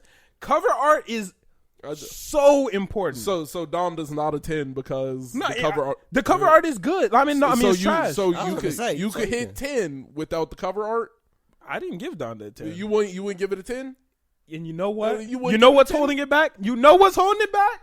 Maybe if it wouldn't have been a goddamn black square, I'd have been like, yo. This shit is raw. That look like. Let me know. Cover art is supposed to be art. I'm gonna let you live with that one. I'm gonna let that live. Chris, he did not give a single fuck, and it was A1. Like that shit. Low key though. When we're talking about the content, if you just closed everything else, played the album, that bitch a 10. But it's not close everything else. I don't need the cover, nigga. Don't need it. Chris, he proved it. It's been, what, he didn't 12, even need the album 13, Chris, it's been 12, 13 years, and nigga, I still love the Graduation Bear. You would put that shit on your wall in your fucking bedroom because that shit is beautiful. That is art. That is amazing. Late registration. 10, 15 years, I'm still going to be playing Donda. Are you going to put a black square on your wall and be like, gorgeous? No, nigga, you don't care. Nigga, that's not. What? I was about to say. Are you gonna put that's the parental advisory thing in the corner? Just leave it right there. But that's the thing. It don't even have that, nigga. It's just, bro. When I buy it, nigga, it will. You're gonna put. You can put 12 pregnant women like that poster. It's just not raw. It's not art. It's not goated, nigga. Like, I don't need the crazy. I don't need the crazy art every time. It doesn't have to be crazy. It has to be art. I think it's very important and crucial to like the packaging of it, but he wasn't trying to package shit. I'm not even talking about the bro. It's just Drake was wild, but sometimes cover art is important. But I feel like they just when you're that big, it does not matter. But that's lame to me. But I'm gonna look. Skipping steps is lame. If I go on SoundCloud and I look up Donda and I see a black square. But I see Kanye West at the top and be like, "Oh, this is the real album." You know what's funny? You're still going to click it. When you see a black square from now on, nigga, what are you gonna think about? That is yeah, nigga. You gonna see a black square? You go Donda. Start chanting. No. Yeah. Nigga, it's still just a black square. I feel like artists over with. When it comes down to cover art. That shit is really. Look at the Lil Uzi versus the World cover. Nigga. So if Drake was standing in front of a burning basketball hoop, that wouldn't be gas. Did I not say that was terrible? Did I not say that was one of the worst covers ever, nigga? That shit was garbage. That was trash. It was a trash cover, but it don't. The cover of the art don't matter. It's what the art niggas have the 2014 Forest Hills Drive. Nigga, I have a homie who got a flag just on his about wall. He don't want the shit. He was like, no, we can't have the art be pre-packaged and all. Niggas give you they raw true shit. Niggas like, oh my god, look at this bullshit. Tough, bro. That Come on, bro. Bro, cover art is important. But they was feeling it. If Drake was like certified lover boy, Lamau, and I'm he like, posted all the pregnant girls, he's like, you know how it is. Like, that shit is lame. he could do whatever he wants. That doesn't make it not lame. That doesn't make it not lame. It doesn't make it not lame. Well, what makes it lame? The fact that you don't like it? He just put 12. There's probably 10 niggas with the shit on their wall right now, and they feel the complete opposite. Now that is lame, nigga. If you bought yourself a certified lover boy fucking poster and put that shit on your wall, I might put that bitch up just for the sake 12 pregnant girls on the wall. That's it. All the Drake cover arts. If yo ass pick the certified lover boy, nigga, I already got the up on your I wall. already got the nothing was the same. He went crazy on that one. He got him looking at himself. Both them bitches is fire. But that actually was a picture before it was his cover art. An artist made him that shit, and he loved it so much. He was like, "Ooh, good cover art." And nobody could make him no good CLB shit, so he said 12 pregnant girls. That's terrible. That's for me, I think it just shows us the time we're in. Nigga, like, all the promotional art that this nigga had, and he said 12 pregnant girls? What? He's the certified lover boy. How do you know there's not a deluxe that's going to have a crazy type? I don't give a fuck. He should have put that on the other one, nigga. He went crazy. No one likes that fucking CLB art, and you're not going to convince me otherwise. Yeah, you still finna go back and listen to it, though. I think you have to like what's inside. I don't think you have to give a fuck about the cover. I may have even liked the album a little bit more if that shit had caught my attention. If I would have been like, ooh, damn. This Drake has taken the thing. You know how they said nothing can be, how everything could secretly be a cover art? And like, if you take the correct photo and prove them wrong, nigga. He was like, "Y'all want to see some bullshit? I'll put some bullshit on the screen." And that's exactly what he did. That nigga gave us some bullshit. He won. I'm like, he won, and that shit probably gonna go number one. I don't care. That doesn't make it good cover art. That makes it good music, nigga. He made good music. Artists, if you are listening, please put a little effort into the cover. You know what, Drake? Of your listen album, to bro. this, nigga. Like Drake has a plan, but he did it again. Any artist listening, pay him for any other reason, not to show him how to do it, nigga, but how to do it again. Fam, he did it again. Any artist listening, put some effort into your cover art. That shit. Even E-Man was saying earlier, put some effort into your sequencing. Also, sequencing and cover art are things that are easily overlooked. That you should put a little effort in that will take your shit to the next level, bro. The cover, nigga, it's black. Yeah. It's a black screen. About a black woman, about black things, nigga. He's black. Right, you gotta look into the deeper meaning. Let it be black, First off, it's not even black. It's deep blue. Like, okay, cool, nigga. No, that's the depth of his emotion. It's so dark blue, we thought it was black. Not the vibes, bro. It was so dark blue, we thought it was black, nigga. He was hurt. Just put a little effort into it. Y'all niggas don't get it, man. There's a vision. There's a crazy vision. At the end of the day, that cover art was gone. I just knew. I knew when that cover art got posted on Twitter on Thursday. What, the pregnant girls? Yes. I started dying laughing. Everybody was so mad about it. And I was like, man, this not gonna be the real cover. What the fuck? How's these niggas really up in arms? And Drake really said, "Hey, fuck all y'all." Like, nigga, I was dying laughing because, like, nigga, the song, the shit is Certified Lover Boy. He has songs about him being a hoe, and then it's 12 pregnant women. Like, when you're a man hoe, nigga, you can get that shit is 12 bad, pregnant bro. women. That shit is bad. He even had the king of misogyny on there. Come on, bro. I hate to break it to you. He put all Future's baby moms on the cover. Oh, that's what it was. Nigga. He's like, yo, Future, you mind? He was like, you mind? I'm gonna put 9 of them up, and then the other 3, like, I could just pop 3. Yeah, make sure they're all emojis so they don't know who is who. Exactly. We got the blonde with, shorty. They know who it is. Exactly. They know this shorty, this other shorty. Like, you like, look at this one. Is one just like ambiguous? he's like with the red shirt and everything. He's like, nah, that's crazy. He's sitting there like, overall, man, thoroughly disappointed by the cover art, but the album was pretty decent. I do need to give it some more spins because at the end of the day, I only listened to it 1.5 times. I just feel like he did his thing. He did what he was supposed to do, and it matters where you want your music to play. Kanye West wants your music to play for you. He wants you to go alone or maybe with some homies, play the shit, feel good, you're not going to the club and hearing that shit. Certified Lover Boy, nigga, I'm walking into the club. You can definitely hear some of Donda in the club, I'm way too, too though. sexy for the... nigga, I'm gonna be busting. He definitely made that song so it'll A go big viral on Versace TikTok. shirt, nigga, with a wide open, nigga, I'm wildin', popping a bottle and spending every last dollar I have. At the end of the day, album was good. Drake definitely got on some of his talking shit on some of those. He got in his like rapidy rap bag. That shit was fire. I mean, I'm not gonna like. I know everybody's gonna be like, Malcolm thought the album was trash. I never said that. I just don't think it's a 9 out of 10. It's 7.5. He told us it was a 4. Really I don't know why he telling y'all he said 9. See, that's stupid. I'm mad you did that because I didn't. And now they're gonna think that that's true. Be like, and now, that's you crazy. can quit trying to play it off. That's crazy. Right. You can quit trying to play it off. At the end of the day, it is what it is. The album was alright, but He set this man up for failure. They gonna be in the comment section like, what he say? That's so stupid. What bro. he say? Go ahead, play track 4 again. And there are good songs on here. I fuck with the album heavy. In terms of Drake's discography, I think it's probably like, this is probably 5. Yeah. it's low. It's low. on his it is discography. pretty But low. but when you're talking about an album where he's just trying to have fun, like that, I don't feel like this was supposed to be like What this albums? isn't- What albums does he have that you think are under this? well, for sure, More Life. Like, for yeah. sure. I More didn't even Life. think you had to say that. That Yeah, was for nigga. sure, That's not More no Life. question. I done the Dark Lane demo tapes. I might put Scorpion down there. No, I wouldn't put I Scorpion. think Scorpion's better than this one. I wouldn't.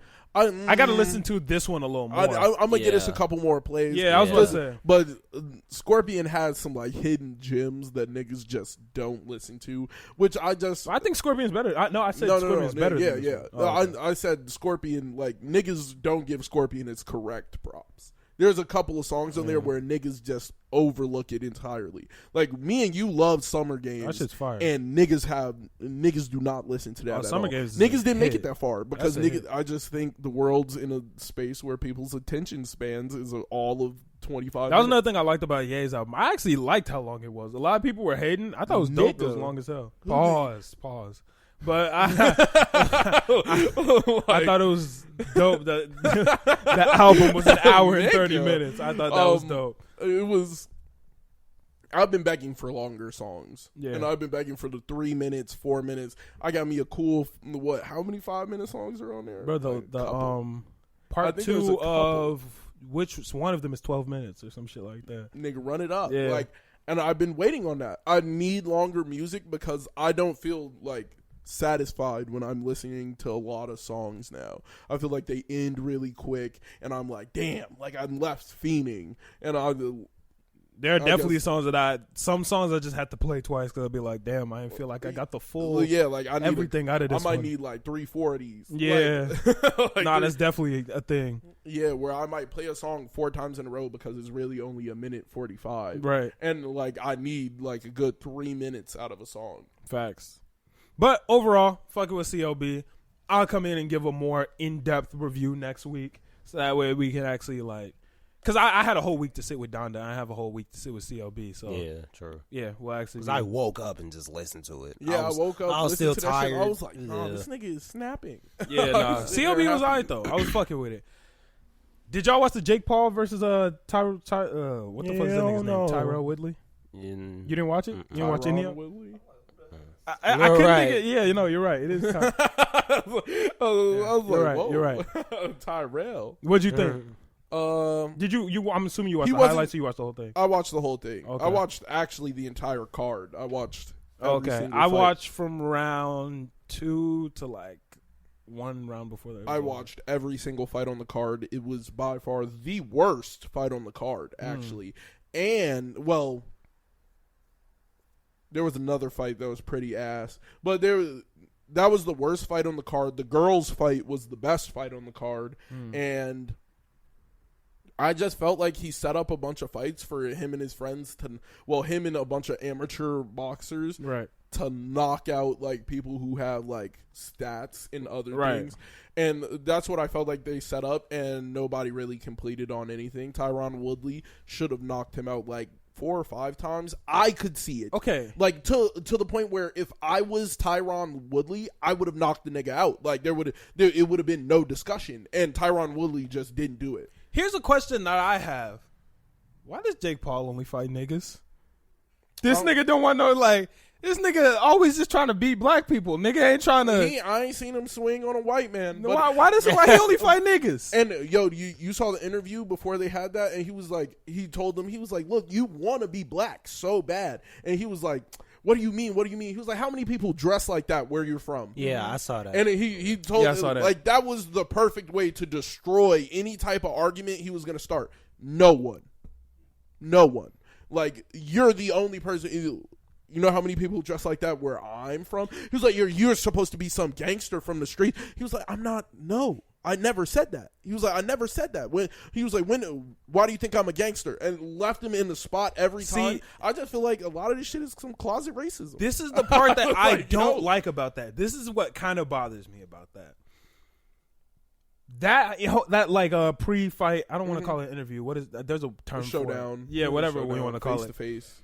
That shit, standoff, thank you. That shit would have been raw as fuck. It was raw as fuck before the fight. And it would have been raw as fuck sitting here talking about it if that nigga would have won.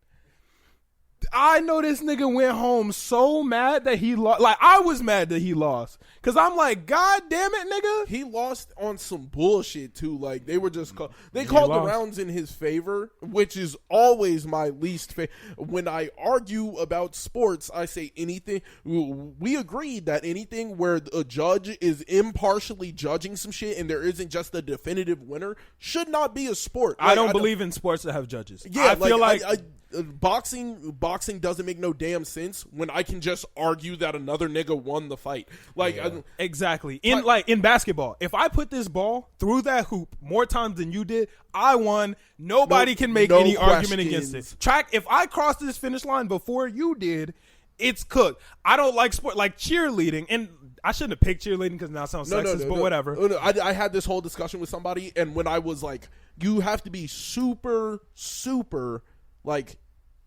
you have to admit everything. So I don't think boxing. No, I don't think anything with boxing is hard for me. Any sport that has a judge is hard for me to let that rock because nigga, it's quantified by opinion, nigga. Yeah, I was like, what? I was like, that means I could just pick different judges and win. And I was like, I could pick 4. I was like, what if I have 4 salsa dancing judges and I'm doing a dance competition and this is a 2-step competition and a nigga does salsa and they give him 10s and then he wins. It's literally like, just what like the opinion. Fuck? So like it's all opinion. That type of shit, like ice skating. Ice skating is one of the raw shit, bro. That shit is cold as fuck, bro. Figure skating, bro. Yeah, no, it is pretty crazy. That shit is some next level shit. But as a sport, nigga, that might just not have been that impressive of a move to me.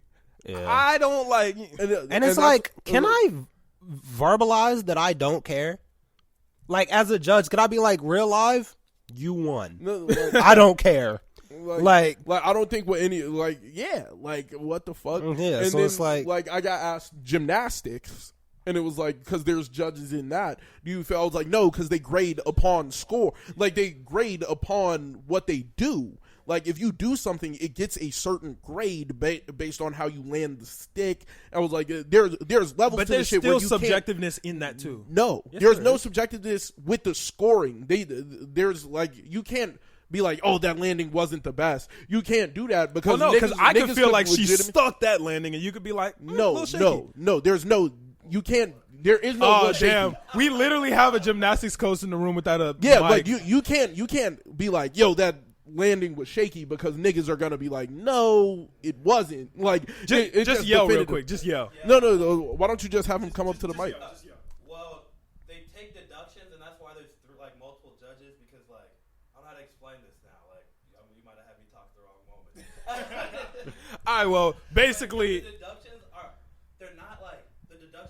like subjective as a deduction, but it's more or less what you noticed and didn't notice. You feel me? Because I might see that routine and think it was it's kind of like the same thing in basketball with the foul, though. You know what I mean? Okay.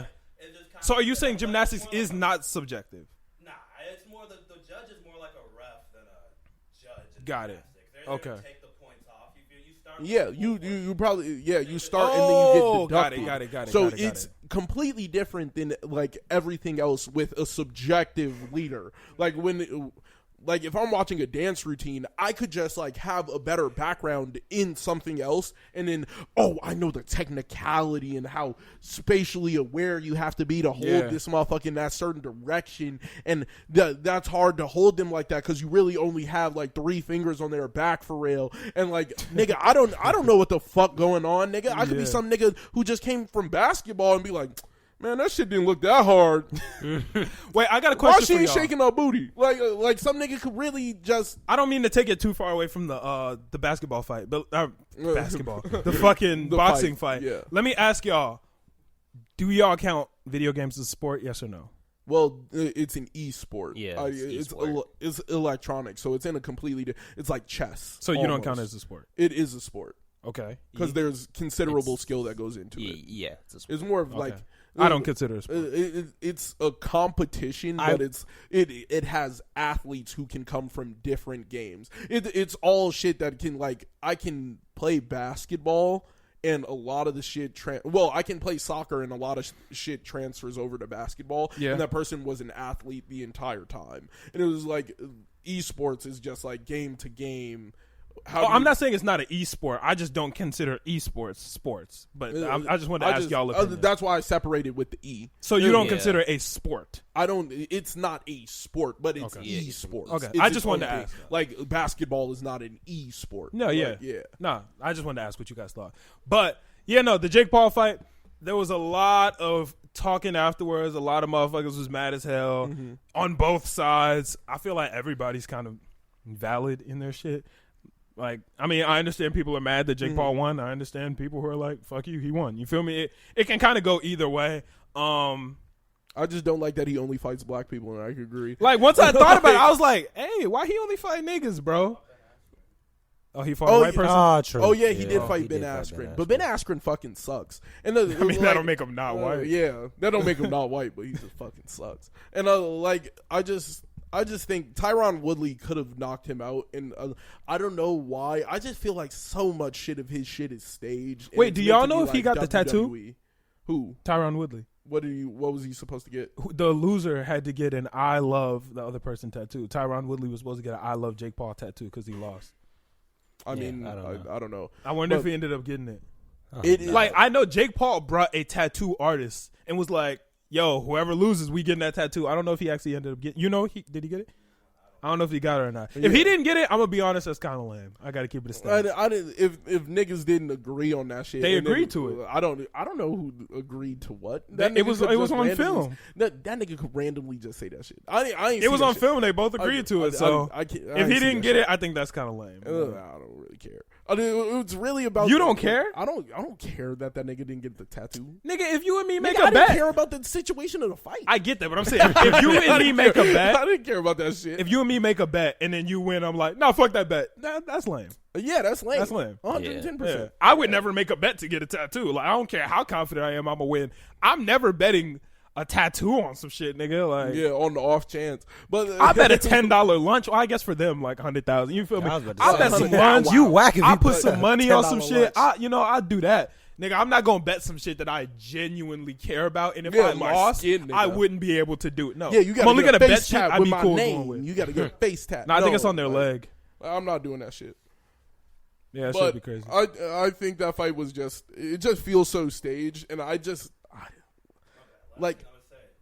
it was staged. It's just the fact it's the same reason why Ben Askren lost. Jake Paul's a boxer. Tyron Woodley came to the UFC as a wrestler. Yeah, I get that, but he's a part of a striking camp. Well, for the people who cannot hear, Matthew said that he does not think it was staged. I very much think it was staged because it was simple things. I don't think it was staged, bro. It's simple things that anybody who's watched boxing or seen anything or watched anyone train would have been able to call out and was like, yo, what the fuck's going on? Like it just really like watching. Nigga might just be a bad boxer. No. I know he's a part of one of the best striking camps in all of the UFC. I know he wasn't trained by somebody bad. Nigga, and I'm one of the best podcasters, but that don't mean I never made a mistake before. But that's subjective. That is you have subjectively. Nigga, you just said boxing was subjective. No. 5 minutes ago. You just subjectively put yourself as one of the best podcasters. That is subjective. I'm the best podcaster. Objectively, that's a fact. The camp he comes from has some of the best strikers we've ever seen in the UFC. I know he comes from a camp of niggas who know how to box. Niggas? No, it was over the course of 8 rounds, you not laying a single haymaker or throwing one, for the matter of fact, is kind of like, I've seen you knock niggas out in the UFC who can grab you and slam you to the ground, but when this nigga who can't, it's really, different. No. Not when it comes to striking, and I've seen that nigga Tyron Woodley stand up and knock a nigga out. I've seen him take that circumstances. overhand. For all you know, that nigga might have had a cold. Nigga, that nigga might have gotten in a fight with his wife beforehand. It might have been off his. You don't know, nigga. I'm hearing his coach scream, "Don't give him time," and the rest of the fight, he gives him time for the next 8 rounds. I disagree with you. I disagree with my coach. Sometimes that happens. Okay, you disagreed with your coach and just blatantly did the same thing, then lost. Yeah, nigga, it just but that doesn't make it staged. It looks staged. But don't you think if it was staged, the coach wouldn't have been yelling? The coach would have been like, "No, let's beat your ass, bro." He has to scream something believable. Yeah, like what the fuck? You want the coach to be like, "Yeah, you're doing great out there," and the nigga stand there. No, nigga, like the correct move would to be telling this nigga what to do. Yeah, if something and is then staged, it's just not happening over the course of 8 rounds. I don't think any professional fighter is gonna listen to his coach and be like, "You know what? I don't think you have my best intentions at no, nigga. Tyron Woodley is some knock a nigga out, and he just did not throw one knockout punch. He did not even try. He hit that nigga, the nigga would be stumbling, and then nothing would happen. Like, come on, bro. Like, if you're in a stand-up fight outside right now and you hit somebody and they started wobbling, nigga, you as a normal nigga with no training know that's time to hit that nigga. You as if a I'm normal fighting nigga, a nigga who I know is a boxer that's never lost, you might make a different decision. No. Because guess what? No. If Not I'm when you short don't as hell have- and you're not- tall as fuck, me getting close might not be the greatest idea right now. You're telling me Tyron Woodley is going to walk into that ring and is telling, "Oh, I've fought scarier niggas, and this is the nigga I don't want to take a punch against." I believe that 110% with people with less gloves, with people with stronger punches. He's taken way harder hits than this nigga's ever thrown. I don't believe for 10 seconds that Tyron Woodley in the 8th round, knowing that he's losing, does not throw one haymaker punch. I don't believe that for 10 seconds. There is no situation where a fighter is like, "Damn, I lost the fight. I'm not going to go for it. I'm not going for it at all." Like, what? That makes zero sense. The nigga has everything on the line right here, and he doesn't go for it. Okay. That made it believable? No, I don't believe that shit for 10 seconds. I seen Tyron Woodley push a nigga while he's bleeding. He's bleeding from his head and is standing there like, "I'm going to knock this nigga out." And now the nigga's scared of a punch.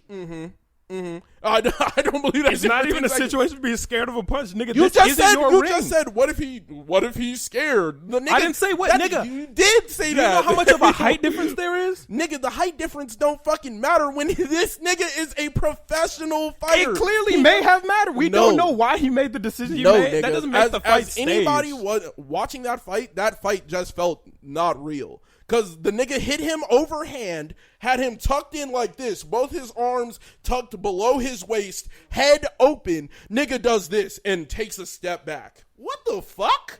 Nigga, if I'm his coach, I've left the building. I'm out of there. Because this nigga overhand left, it's over with. This nigga's from one of the best striking camps in all of the UFC. Nah, he doesn't throw the overhand left. Not at all. Never throws any overhands. Actually does not try and punch the nigga in the face. Very believable. I've seen this nigga Tyron Woodley knock a nigga out while he's running at them. The accuracy on that nigga is, last time I checked, definitely better. Everything he threw, his percentages were better. Everything was better. Nigga just Didn't throw none of the punches. What it makes it unbelievable. Watch the eighth round as a losing nigga and tell me that's how you fight that. I'm gonna be honest. I just think that it's mad disrespectful to be like, yeah, nigga, the fight was staged. I just can't fuck with that. I said it just didn't look believable. I said it felt like some WWE shit. Like, it really felt like that because the nigga would get hit and then Tyron Woodley would stop hitting him. I have never seen that before in any boxing match where a nigga gets rocked and you give them time. I've never seen that before. In any fight where niggas have something on the line, I've never seen a nigga like lose his footing, close his eyes, start to fall down, and a nigga just stares at him. I've never seen that before. Like, ever. I'm gonna be honest. And I just find it weird that niggas will be like, well, I think it's real because Jake Paul, this nigga fights niggas for a living. I get he lost his last 4, but the nigga's not scared to lose. But that doesn't make him a bitch ass nigga. I never called him a bitch ass nigga. If you're out here taking stage fights, I never said that. Like, clearly he was in that bitch for his real life, bro. No, nigga, his kids need to eat, nigga. He has bills to pay. I can't blame the nigga if he really got paid to throw a fight. I won't ever argue that the fight wasn't real. I said I don't feel like it was. Because if you watch the 8th round, that is not how a boxer in the 8th round where he knows he's losing is going to fight. That is not how it's done in the slightest. If you watched any pro boxing and you get to that 8th round, nigga, that is the most exciting shit in the fucking world. Oh my God, these niggas are in the last round. That nigga's down. He's trying to knock this nigga out. He's not trying. That nigga's not trying to knock him out. He's actually just gonna bear hug this nigga, and Jake Paul will run the time down to no time left, and then GG.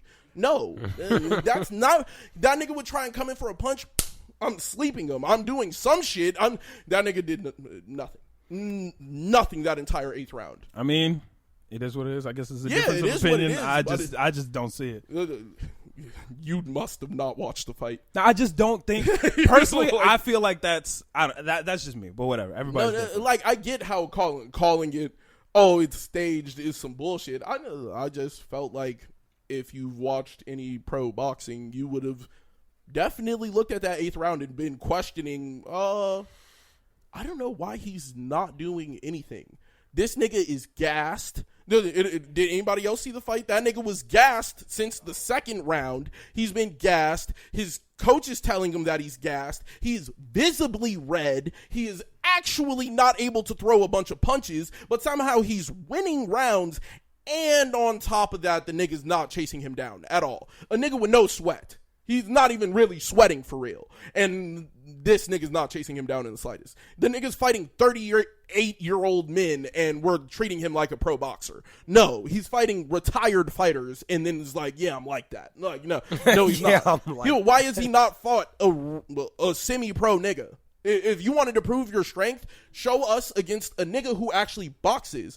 I think he's trying to prove his strength. That's what he's doing, that's nigga. Definitely he's 3-0. He's like, yeah, nigga, I'm that guy. I'm doing this shit. I'm a boxer for real. Bad. I thought you were talking about Tyron Woodley. No, I'm talking about Jake Paul. The nigga clearly he's taking on retired fighters, refuses to take them on in the UFC, refuses everything else, and he does UFC and just doesn't fight. No, them? He refuses to do it. He says? That's not my sport. I mean, it's not a sport.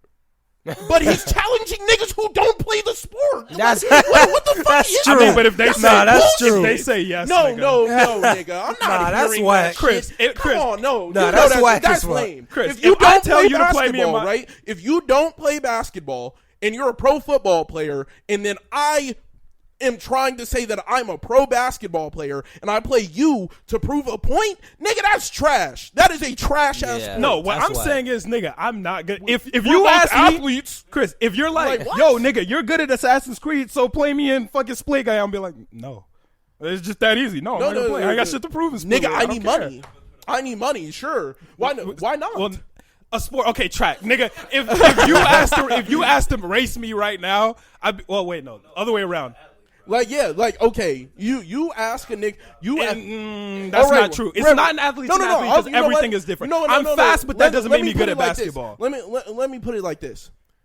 I go and find the shot put gold medalist and race him in a 40-yard dash, I am better than an Olympic track athlete at running, nigga. I'm better than them. I am better than the... No, nigga, you're not better than... You're not racing somebody who races. Nah, I'm not going to race them. Them niggas race for real. That's a fact. No, nigga, you're not better than anybody, nigga. You're fighting a nigga who is not actually... and then you hold it as some acclaimed, esteemed, like. But that's the stupid part. That's though. the bullshit. But because he claims that he is a fighter, and you want to know why? What is Jake Paul? An influencer. Yeah, he's an influencer. That's exactly. That's what he is. We all know he's an influencer. He knows he's an influencer. He doesn't get it. He knows that he's an influencer. No, he said, I'm a boxer. Do you know what he is, nigga? He's 6'9". Just like 6'9" is a street nigga. Every time, you know what? Doing street shit. But do you know the niggas boxing? Do you know what niggas are doing? He's literally pulling the same 6'9" method that 6'9" uses for forever. He goes, I'm a street nigga. And you know what all the street niggas do? They go, no, you're not. No, you're not. No, you're not. And guess what? Every time all the street niggas are going, no, you're not. We're all looking at 6'9". No, before, all of the boxers, everybody's going, you're not a boxer. Nigga, he's not, but he's getting his fucking bread up. Duh, nigga. Duh. When did I say I had a problem with him getting his bread? It's genius. He's using the 6'9" method. Yeah. I'm just saying, yeah, if you believe the shit, it's bullshit. And then you're saying, oh, for you to say it's bullshit, that's bullshit. No, nigga. I'm calling the nigga on his shit. He's not a real boxer because I'm giving valid points. Yeah, he can do all the shit for the semantics and all the antics, not semantics. All the antics and all the shit for television, yeah, that's fine. But when we're talking about a boxer, he is not a boxer. And then it's like, oh, but he is a boxer. No, he is fighting non-boxers when he's boxing. That's like if I took you to a race.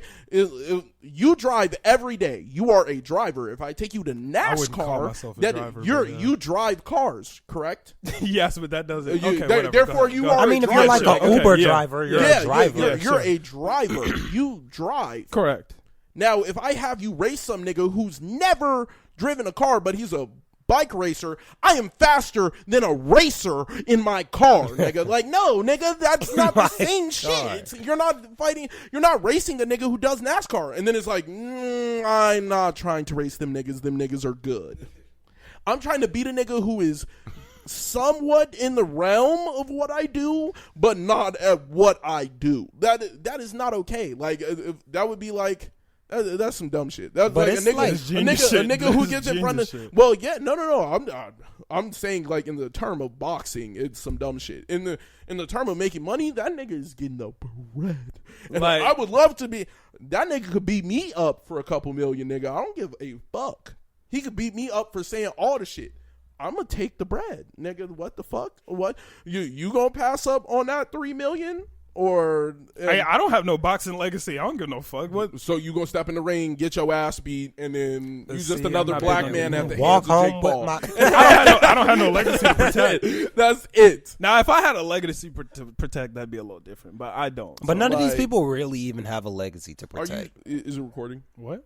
None of these. Ben Askren, he don't give a fuck. The about Ben boxing. Askren's legacy, trash. Tyron Woodley's legacy, like he don't really, like he don't even care that much about his legacy. I don't feel he just want to fight niggas who have stats in other sports and not a nigga. He wouldn't fight a semi-pro boxer. Like that is ridiculous. He has niggas on his card that are more adept in boxing than the nigga that he's fighting, and he won't fight anybody on his card. That's just what the fuck am I supposed to say? Like that would be like me getting on my bike and racing you while you're running, and then I'm saying I am faster than you. Period. Like that makes no sense. I am faster than you, and then it's like, no, nigga, you beat me in a race I beat you. And that's all I'm holding. I beat you. Like no. Like you're not fighting real boxers. You're not fighting somebody who's prepared to actually fight you. And what I'm supposed to be like? No, that nigga's decent with the 3-0 record, an undefeated boxer, kind of scared of MMA fighter. No, well, he's 4. Okay, just got to put the respect on the boxer. Nigga. No. I'm just fucking with you. I'm just fucking with you, dog. Yeah, if we're talking about the terms of boxing, the nigga's not a boxer, but for the sake of like everybody, compared to everybody in this room, he's a boxer. Yeah. Compared to everybody here, he's a boxer, but compared to somebody who actually boxes, is not a boxer. Well, maybe not Matthew. Matthew might have him hose. I don't think Matthew's a boxer though. He said he goes. You consider yourself a boxer? Oh, I was like, oh shit, maybe I'm wrong. Like, I don't know. Yeah. Yeah, but like there was just simple mistakes that Tyron Woodley as a pro fighter would never make. And that's why I'm like, nah, I don't believe this shit could be like 100% legitimate. I believe that they might have beforehand made an agreement like, yo, don't knock my ass out. Like it just might be like that. Like, yo, just don't knock me out and let's go to full 8 rounds and let's see who's the better boxer through technicality. But if Tyron Woodley wanted to knock that nigga out, he had every shot. He had every shot to knock him out and just did not take it and did not take one of the punches. Man. And I find that a little ridiculous. I could understand if he took the punches and missed, but he just didn't take them. And that's a big difference to me. At the end of the day, I sure hope that nigga got the tattoo, because if he didn't, that shit's kind of... Jake Paul said he would fight him again if he got it. He was like, hey, nigga, get the tattoo and we're running back right now. And I guess the nigga... didn't, so I don't know. But nigga was Tyron Woodley at the end of the fight. He was like, "Nigga, let's do it again right now." Jake Paul was like, "Nigga, get the tattoo. Fuck it. Like, we'll do it. Fuck it then." But I hope the nigga got the tattoo, because he probably didn't. I don't think he did. I think that's lame. I'm hoping. I think it's lame, but I don't think he did. I'm hoping he got it. It's lame. I'm it's hoping lame if you agree. Because doesn't he have tattoos? Yeah, I think so. I don't know. So nigga, hide it. Hide it next to you another can one. hide it. Yeah, so, you can hide it. You want that on your body anywhere? Well, but then don't agree to it. Yeah, then I just wouldn't agree to it. I feel like you could hide it. Yeah, you could definitely. Yeah, you're like, hey, put this under this little tree right here. Yeah, I'm like, I'll put it under my foot. Like, it don't matter. Yeah, nah, that's kind of lame. Now you look like Andy. You look like... No, that mean that nigga own you. Yeah, right. Nigga, you definitely out here looking like fucking Buzz Lightyear with this nigga's name on your foot. Andy? Nah, I'm cool, bro. Whoa. His nigga's foot say Jake. Paul. Yeah, nah, we not rocking with that. I'll hide it next to another tattoo and be like, all right, but put it in a cut over here so nobody go see that shit. Put it in my armpit, nigga. Like, get that shit out of there. Nah, that's kind of lame, because then next time you win a fight, nigga, they gonna put your boxing glove up and just have your whole I love Jake Paul. Whole crowd goes that's silent. Where you're wrong. Yeah. I will always stand on one side, so it's never gonna be that arm. Do you get to choose? I don't think you get to Hell choose. yeah, if I win that motherfucker. You don't know yet. When they put your arm Then they up, won't put Then my they won't arm put his arm up and he's good. Yeah. no, but I'm saying, I won't put. They won't put my. I'll be like, yo, if I lost, put me on the. Put me on the side, right, yeah. and I'll accept my failure. I guess it do be like that. But y'all ready to get in the anime? Yeah, sure. Y'all want to talk about My Hero or Tokyo's Revengers first, or My Villain? I guess. Yeah, My Villain. Let's talk about that. Actually, no. I kind of want to talk about this Tokyo's Revengers first. I'm gonna keep it a stack with you. Why you ain't ask me? Niggas didn't care. Because I was hoping niggas would say the right answer. No. I was hoping niggas would say the right answer. But See, it is what it you is. One or two and then just pick two. See, but you would have felt good if you picked one. Yeah. No. Okay. Not knowing that I wouldn't have got two if I wanted it. You would know. You would never know. It's evil. Yeah. If If you open the door and it's unlocked, you don't know that the other one locked. But anyway, let's talk about Tokyo's Revengers. I think pretty much all of my predictions last week came... No, because Takamichi didn't use Talk No Jutsu. Yeah. He didn't use shit, actually. Yeah, I'm going to keep it a stat. stat. I say this every episode.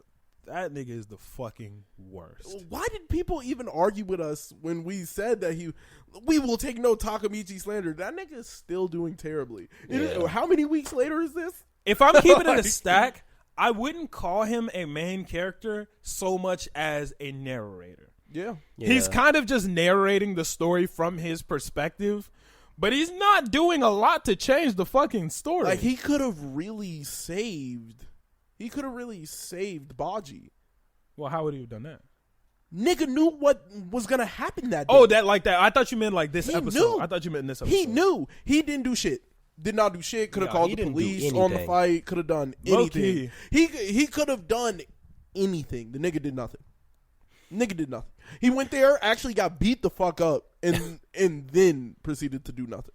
He definitely got his ass beat. He gets his ass beat all the time. That's a durable nigga. I'll give him that. No. He's durable. No. He be taking punches. No, he take the punch and he be like, he gets to crying. Nigga, he get knocked out. In the middle of He the ain't club, fall, nigga. though. He didn't get knocked out, He almost did. but he did. No, but he didn't. Yeah, he was standing there, arms beat up. He's swinging around like a little ass kid. He ain't get knocked out. Nigga ain't had no options. Nigga knock him out there.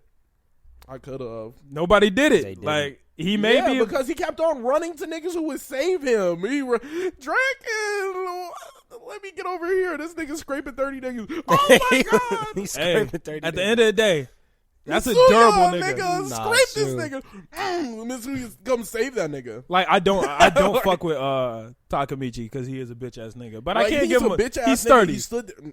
No, He's not sturdy. sturdy. He's sturdy. He's not sturdy. He's sturdy. Mikey, He's definitely sturdy. Hanma, not sturdy. Hanma is sturdy. Mikey is different. Hanma Nah, caught, he got nigga. put on his face fast. But that don't mean he's not sturdy, nigga. He ain't sturdy. Nigga, What happened? Mikey is different. Why the building fall then? With all If that he's sturdy, height. why the building fall? Mikey different. Nah. Nigga, He's not I could sturdy. build a sturdy house, but against Hurricane Irma, nigga, that shit just might not. Yo, prayers is her Irma, right? The one that just came through. Okay, help me out. What's it called? Was pretty old. I don't know. Elaine. All right, well, I don't know. Yo, there's a hurricane that just pulled up. Nigga went 7 deadly sins. Look, there's a hurricane that just pulled up. It took out. It went from fucking Louisiana all the way on land up to New York. Dang. Yeah, I pray you guys are good, I've man. never heard of some shit like that before. Yeah, you guys are going through it right now, but Yeah, nah, definitely. Yeah, probably. and I hope you guys have my prayers. Yeah, no, prayers because that But shit was definitely what some I'm shit I talking wasn't about expecting. is Takamichi's not Eileen? sturdy. Ida. Oh, all right. Shout out Hurricane. Not shout out. Shout out. Fuck Hurricane Ida. That shit fucked a lot of shit up. And man, there's gonna be some Crazy, editing bro. around this part. Yeah. The people know that I have good Yeah, intentions. I just can't prayers talk. for all the people hurt by Hurricane Ida. Yeah, no, Yeah, that shit. man. I saw a lot of videos and that shit was That shit does not crazy. look fun. I've never seen a hurricane travel on land. That's like No, if most of the storm doesn't get on land, it can go all the way around the coast and just be fucking shit up. it didn't go on the coast. No, the eye of the storm never got on land, did it? Yeah. What the fuck? How the fuck? It Yeah, did. that's It crazy. went off coast through the actual country. It hit It hit New York from the west side. That's crazy. Yeah. That's crazy. Yeah. Like that's some different shit that I've never seen happen before. No, because my homie told me it was storming. He's staying in Queens. He told me it was storming. I know it was from that though. Yeah. That's crazy. That shit was different. Well, all I gotta say is I'm Yeah. sorry for all the Prayers. people who lost loved ones, and I'm sorry to all the people who lost their homes. Yeah. Facts. But back to the episode, not to like rush away from that conversation, but Oh no, it's cool. yeah, back to the episode. That nigga's not sturdy. That Yeah, nigga's he not be sturdy. handling it. No, he be getting hit and running. That's not sturdy. If you be Man. getting hit, body slammed, and then a nigga got to beat the nigga off you, and then you stand up like, thank you, he ain't completely scraped me yet. And then another nigga come up, scrape you, He just consistently get beat and let it rock, bro. No, nigga, you a little ass kid playing with grown men. Like, don't get me wrong, Takamichi is a bitch ass nigga, but he Bitch. do be durable. He do He's be a durable. full as hell. ban. Yeah, he be durable though. He's a full ban. BAN, nigga. But at the end of the day, I thought this was a fire ass episode. I was really fucking with this one. Not as good as last week's. Yeah. In my opinion, last week's was better. That nigga Hanma got Scraped. dropped, nigga. Fast. He said, "Hey, bro, fight's over. We not fucking with none of this." You think you the nigga that get to make that decision? He said, you think you get to walk? Damn. All right, fight's over He now, put right? that nigga in the ground, Scraped. nigga. Put Face that nigga in the first. Yeah. ground. I've never seen some shit like that in anime, to be honest. Where Mikey's a different I type was of about to where a say, nigga Mike was is just like- dangerous. where a nigga just said, all right, the situation's done. And then the nigga was like, you know what? I think scrape. There's never been a like even generally that nigga put up a little bit of a fight, be able to walk away. Nope. Do you guys know a normal anime character, as in like a character that don't be having powers and shit, that could beat Mikey in a fight? Rock Lee. That's not a normal nigga. That's a normal nigga. I say normal nigga. That's Nigga, a he can normal open gates. That's not normal. Like what? Mikey went Super Saiyan on that nigga. What He the definitely fuck? didn't. He did. That nigga pulled just he nigga powered pulled up. Nigga pulled up like Goku, nigga. No shirt on, waist tied up, nigga. Prepared to scrape. But at the end of the day, you could do that if you wanted to. You can't open no gates. We Like, how you know? Right. Y'all niggas ain't never tried to open the gates? No. Oh, y'all whack, nigga. I'll be trying to get it popping. I'll be in the backyard. See, I ain't tried because I ain't tried. Why you looking like that, Matthew? Like you ain't trying to one, water bend, nigga. Water bending would be busting. Nigga used to be in the backyard trying to water bend. You seem then more the day like he an pulled it off, earthbender type didn't nigga. Like you, it's dirty. That's the only accessible one. Like, yeah. We didn't Nigga just. wasn't standing on the ground. He was in the backyard. Nigga. But you can't start with that, nigga. Don't nobody start with lifting up. Yeah, like you can start with like a bucket. Like you can lift up a good bucket of water. Ain't nobody about to lift the ground off rip. That's some different shit. Once I got one rock, and if I stomped hard enough to get a rock like just to bounce off the ground, I would have been like, we out here. I was like, nah, nigga, it's clip. It's clip. I was about to say, I don't know. I'd be pretty impressed if you could do that. Stomp on the I'll be like, concrete. what? Shake some rocks. You know what? I almost said something. Give me a trouble, nigga. I done seen a couple people walk down the street, get the ground shaking, nigga. Damn, get the ground quaking, This nigga. nigga different. You lied. Like you ain't never been around somebody you could feel them coming. Like, Nah, that's definitely true. Yeah, exactly. Don't play me. There's some niggas that not There's concrete. some real life earthbenders there, nigga. What's that nigga? The big one from Avatar. Oh, I was finna say something totally different. What was you about to say? I was finna say a real nigga. Oh, what the fuck? You said Damn. what's that big nigga from? Chill out. You want to know you the talking sad? about, the sad part is I know who you was about to say. No, you don't. Yeah, I do. Yeah, I know. I don't think you do. I do. I'll say it after the pod. I know exactly who you were about to say. Damn. Nah, because I had a whole joke line. Y'all There's no way shaming? you know who I'm talking about. I know Wait, who is you there was any gonna say. shame in that? Nah. Would that be shaming someone? I called you an earthbender. Yeah, I'm like, that's not shame. No, I'm just saying I know who he was gonna say. Anyway, back to the episode. Do y'all know any niggas who could beat Mikey in a fight? I'm trying to think. Because I don't know no normal Can they nigga. pull up with a strap? No straps? Oh, No, just straight hands. Yeah, just that nigga- straight hands. Dang. No weapons, just fists and feet, nigga. Krillin. Baki. That's not a normal nigga. He is a normal nigga. That's He is a not a- human. 110%. That star with destructo discs? Yeah. That's not. No. That's not a. He normal just nigga. mastered key, nigga. That's No. that's the whole That's thing. not You no can go normal master nigga. key. No way. You just gotta find Master Roshi. Wait, that's a normal nigga. Wait, is Baki Yamcha. a regular nigga though? Yamcha. All right, I don't. Yeah. Okay, nigga. we're skipping. We're skipping. I don't over even niggas. know if Yamcha could do that. Wait, shit. is Well, Baki yeah, just maybe. a normal nigga for real though? Yeah, it's just a regular dude. And he could beat Mikey? Yeah. I don't know. It'd be a tough fight. I gotta watch it. I never seen Baki. I've only seen a few like pieces of it. I'm trying to think. It looks good though. I'm gonna more watch it. anime characters who are regular. There's not that many. Like, Yeah. I can't Like think it's of rare too that you just many. come across. Like an anime with a nigga with no Shoujo? powers. Like, because even I can't use Krillin, and I'm like, you Krillin gonna hit is the man a with a normal volleyball. human with just mad martial arts skills. Hold on, let me look at And my list. destructo and see. discs and solar flares. Well, I'm talking first season Krillin. I'm talking Dragon Ball Krillin. Any of the niggas from Erased? Dragon Ball Goku. He got it like that. He Any just of them got a niggas tail. from Erased? No. Okay. Maybe He's that still not a murderous regular with a nigga. plot. He's a Saiyan. The Promised Neverland?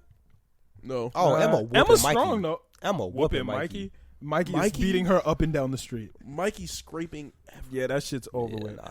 Oh shit. her mom. No. Fuck. What's that nigga's name? Tsukasa from Dr. Stone. Nah. Nah. Nah, he's not smoking Mikey. I don't think he's smoking Mikey's Mikey. like that. Bro, Mikey's I don't like think he's that. have you Mikey. ever seen a nigga jump out a tree and grab a bird out the air, nigga? Have you ever seen a nigga overhead kick a nigga to the ground instantaneously? You understand Tsukasa punched the lion? I was about to say, didn't he fall? That in nigga fight put or a lion something? on his back. That with nigga one not gun. normal.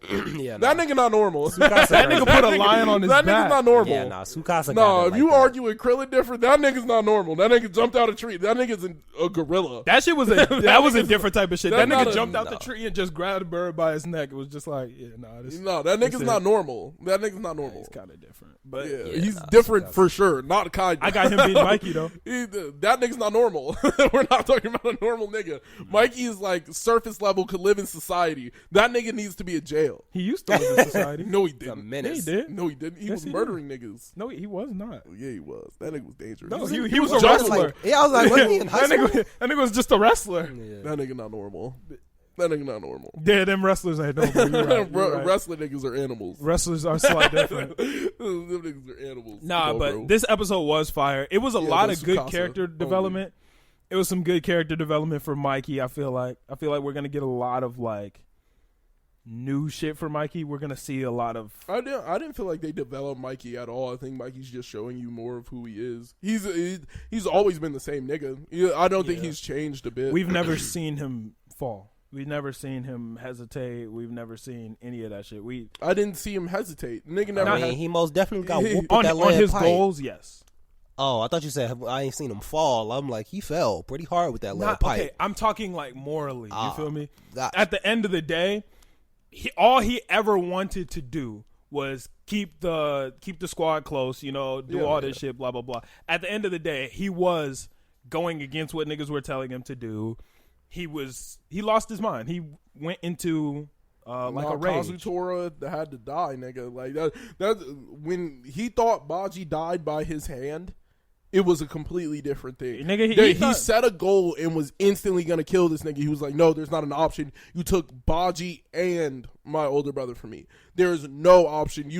I allowed you to take one. No, I'm not talking about that. I'm talking about when Baji killed himself specifically so Mikey wouldn't kill Baji, and Mikey was still in that rage state and was like, "This Mikey nigga's was dying." not. Mikey wasn't gonna kill him then. Mikey was. No, he He said it 4 times. No. I didn't. Mikey was about to beat the fuck out of Mikey him. was about to lace that nigga. I didn't think he was gonna full kill him that time. He though. looked that nigga in the eyes and said, "I'm going to punch you to No, death." and I think Takamichi did a great job of like being the mediator there. No, he definitely was gonna kill him because he said, "Nigga, if you don't move, I'm gonna kill you too." That nigga accepted that fate though. Yeah, he did. I appreciate that. Like that is like a non-bitch nigga moment. Like I was like, Well, no, valid. this is why I hate Takamichi. Because turn he right does back the into a same bitch. cycle over and over and over again. Lets everything fall He apart. does some bitch ass shit and then goes, "Oh shit, I'm done being a bitch. I'm a real nigga now." He does some cool shit and goes right back to the and bitch. right when shit get hard, he be like, "I'm a bitch again." And then he I'm does a the same bitch. cycle of, "Damn, I thought I was raw, but I am actually a bitch." And then cycle repeats. Like, it's the same And then thing he was over like, and "You over know again. what? If I want her to live, I gotta be real and step up, fall again. Come on, bro. It's What the the same fuck? cycle over. Like and shit's over. just gonna be dead. Like y'all gonna live the 12 years all over again. She's gonna be dead. Low-key, I feel like that could happen. Yeah, like you gonna let him Not full. in this show. I don't know. This show is a Low-key, I wasn't expecting her to die that second time. really. Nah, Well, you thought the show was over? You thought that was the season finale? I didn't think she was gonna die there. I was like, wow, she really just got scraped. Like that was crazy. No, I saw the car start coming. I'm like, oh, it's beat up. Like it's beat up. She's dead. You and then have she to be watching a the different car type of coming nigga. like ultra fast in the rear view, and then that bitch just. yeah, that was crazy. Aquaman's sitting there like, big, like, how do you not go back in time? You get the chance to kill Kisaki and not do it. Like you heard what Draken said Because he hasn't had the chance to kill him. Nigga, yes he did. When he's standing right there with Baji, that nigga had all the time in the world. There's a big brawl going on. Kill that nigga. You heard what Draken said from behind the glass, nigga. Draken looked at this nigga and said, if I could go back in time, I would kill Kisaki. That was his direct words. You decided to go back in time and be like, damn, I gotta figure out how to stop this nigga. And he told you how to stop the nigga. He told you, kill that nigga. There is no stopping this nigga and just getting him to change his ways or getting him But out of Takamichi Tobin. But he hasn't- has to be Kill very that nigga. careful, though. Kill that nigga. Yeah, exactly. Kill Because that he nigga. doesn't Kill know what's that going nigga. to happen That nigga after he needs- killed. Because, look, Mikey What did doesn't Draken even say? know. Run it back. What did Draken say? If Draken had one chance to do it all over, what did Draken say he would do? But Chris, this is what you're missing. Come on, bro. Okay, Tell me. Chris, Can you listen. just run Just it? listen. just answer the question. At the What did end of the Draken day- say? What did he say? What did what's that nigga Naoto? Naoto said, "Look, you saved Draken, Future's all good." He saved Draken, Future wasn't all good. So what if he kills Kisaki, goes to jail, and now niggas in jail, and the Future's still fucked up, and now he can't fix Nigga, they nothing. got a Ponzi nigga. He can't fix nothing. It's over with now. Nigga, he has a Ponzi nigga already set up. You kill that nigga in the same way Draken was about to die. Stab that nigga and you leave. You stab that nigga, kill that nigga, make sure he's dead, and then leave. Not to mention, Kiseki is also a nigga that made sure he couldn't die. Who there is going to snitch on him? Anybody from Valhalla, nigga? Nobody from Valhalla. Them niggas not snitching. They're good amount of people from Toman, too. They're not hella snitching. niggas from Toman. I'm like, they're not snitching. Nigga, that's not even what happened when Kiseki pulled up with his own gang. When Pachin got caught, he only got caught because niggas pulled up. They were about to just run. Kiseki has his own gang. Okay, Kiseki's a different nigga, bro. What? When Kiseki punched, I forgot who he punched. Huh? When Kiseki punched that one dude. I don't remember. Takamichi. He punched Takamichi. Didn't he deck somebody else to save Mikey? Oh, yeah. Yeah, when he decked him and his squad came up, that's still Kiseki's squad. Yeah, that's not Toman. Nigga, I'm sniping that nigga. I'm getting a gun. I'm shooting that nigga. Like, there has to be, like, Draken told you the one thing he would do differently is murder that nigga. And I'm like, all right. Yeah, but overall, this episode was definitely fire to me. Not as good as last one. It's probably in my top 5 episodes of Tokyo's Revengers, I would say. Hey, your hair is wild right now. Yeah, go ahead, push that back, E. You kind of, there you go. Oh, now that people recognize you again. You feel like Future? Thought it was cool. Yeah, man. Too sexy. No, that's what I was thinking. That shit was crazy. But no, this episode was overall pretty fire. Y'all got predictions for next week? Hanma is going to be on the ground for a little bit. They're going to pick him up. Hanma about to be on the ground for a while after that kick. Hanma got beat up. I think he's going to appreciate Takamichi a little bit more. And he might actually, like, listen to what Takamichi has to say a little bit more. This might be a stretch. Off my personal, like, how I think it's going to go, I wouldn't agree with this. But just off of story writing standpoint, I could see Takamichi getting placed in Baji's spot. Yeah. I could definitely see that happening. I don't think it's going to happen just because he becomes first division, and that Pachin, when he is back, he will be third division's leader. There's no, like... That nigga Kiseki not getting Pachin out. That nigga Pa's about to stay in jail. Nah. Because I think that's the only reason why he even let him in. That nigga's not getting him out of jail. How the fuck that nigga gonna get him out of jail? That nigga's like that. He also had 300 niggas ready to fight. Yeah, no, Kiseki is different. Kiseki is different. What? He doubled Toman and was like, all right, let's go beat their ass. I'm gonna be on their side, though. If Kiseki gets Pachin out of jail, I'll say Kiseki's the GOAT. Because that nigga's just a random middle schooler, nigga. No, if a random middle schooler gets a nigga out of prison, he not random. He goated. He ain't random. that nigga's like that. If that shit happen, I'll call him the GOAT. I'll call him the GOAT. For sure. You get Pachin out early. What if it's just the correct allocation of money, getting the correct lawyers and shit? Nigga, if you're 14, getting the correct lawyers and money got the bag. Yeah. Them niggas got the bag. Not really, though. They not rich or nothing. What do you mean? They gotta have older brother some. had a bike shop. That Gave his that ass nigga- a motorcycle. That nigga not rich. That nigga got bread. That nigga's They not got rich. bread. Nah, How do they you gotta know? have some bread. They got bread. They have They got to. 150 For what? niggas on call, nigga. You have bread. They're not getting paid. How do you know? Nigga, this ain't no you damn know they're government not funded. jugging them I niggas? don't know if they're not How do getting you know paid, they're not but they have jugging bread. niggas? Why do y'all say they have bread? Because they have influence. Influence is bread. No, it's not. Yeah, it is. It can get you whatever you want. Influence. How can much get bread whatever you gotta want. have to get custom outfits made for hundreds of people? For 150 niggas, you got custom jackets for everyone. Nigga, buy your own fucking jacket. What are you talking about? Nigga, Yeah, he they didn't have niggas- to provide the jackets to everybody. They gave niggas. Nah, they gave them them jackets. They gave them those. jackets. Nigga, what? They're They gave brand- them those. That's like saying the track team, like, nigga, I bought my own track Valhalla? uniform. You telling me Valhalla couldn't run up no bands, nigga? They got bands. I'm not saying they couldn't. Them niggas got money. Them niggas got money. I don't think they're there's rich. money allocated somewhere amongst that. There's no way you got 300 niggas and nobody's talking about getting no. Don't bread. you think if them niggas had bread, they would have got that nigga? They would have got that nigga. They would have bailed him out already. They would have bought Mikey you the can't bike. bail a nigga Right? out of They would have bought Mikey the bike That's what I instead of was killing saying. the They nigga were for broke. it. They killed the They were nigga for the broke bike. at that time, nigga. They ain't had no niggas. It was 6 of them. There was 6 niggas. There's 4 niggas in this room right now, and we're all broke. Like, what the fuck? Like, okay, so when there was 6 us, we still niggas, broke. they still wasn't rich. 150, you might get some cash. There might be some cash with them niggas. Yeah, I'm gonna keep. There's not a group of 150 niggas that don't got no money. I don't believe it. I can show If you. you got a group of 150 niggas with no money, they're in jail. I can show you multiple groups of 150 that are broke than a motherfucker. If there's 150 niggas working together, there should be some money allocated somewhere. Okay, nigga, you know how many campaigns then fail? Them niggas ready to rob niggas. Nigga, look at campaigns fail, yeah, but niggas have money. Niggas. Hey, how much money the movie off the Cats ground. lose? $73 million. Nah, them niggas lose money all the fucking time. They lose it, but for you to lose it, you gotta have it, right? I guess. like, it don't work like that. I You gotta guess. have money to lose it.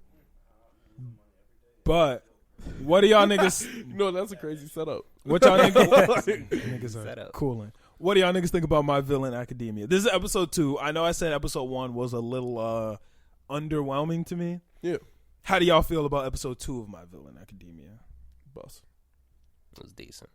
That's it? Decent. bus. Decent? Okay, what? Rate it out of 10. 8. 8?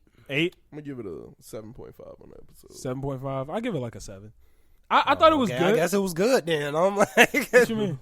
y'all rated it higher than I did. I'm like, You know what? I mean, I rated it higher than y'all did. So I'm like, I mean, it was good. It was fun to watch, but I mean, I think it needs to get a little deeper. I liked seeing more of what's her name? Toga. Yeah, beat you to it, nigga. The fucking name. First name. No, that shit was sick. you That know episode was first sick. name. They literally Yeah, nah. rose everybody's ability. What you mean? Like everybody got stronger. Not everybody, no. Yeah, everybody showed like, well, everybody who was fighting. For They the all most got to part. showcase their power. a Yeah, little except more. for twice. Well, I thought it was dope to see.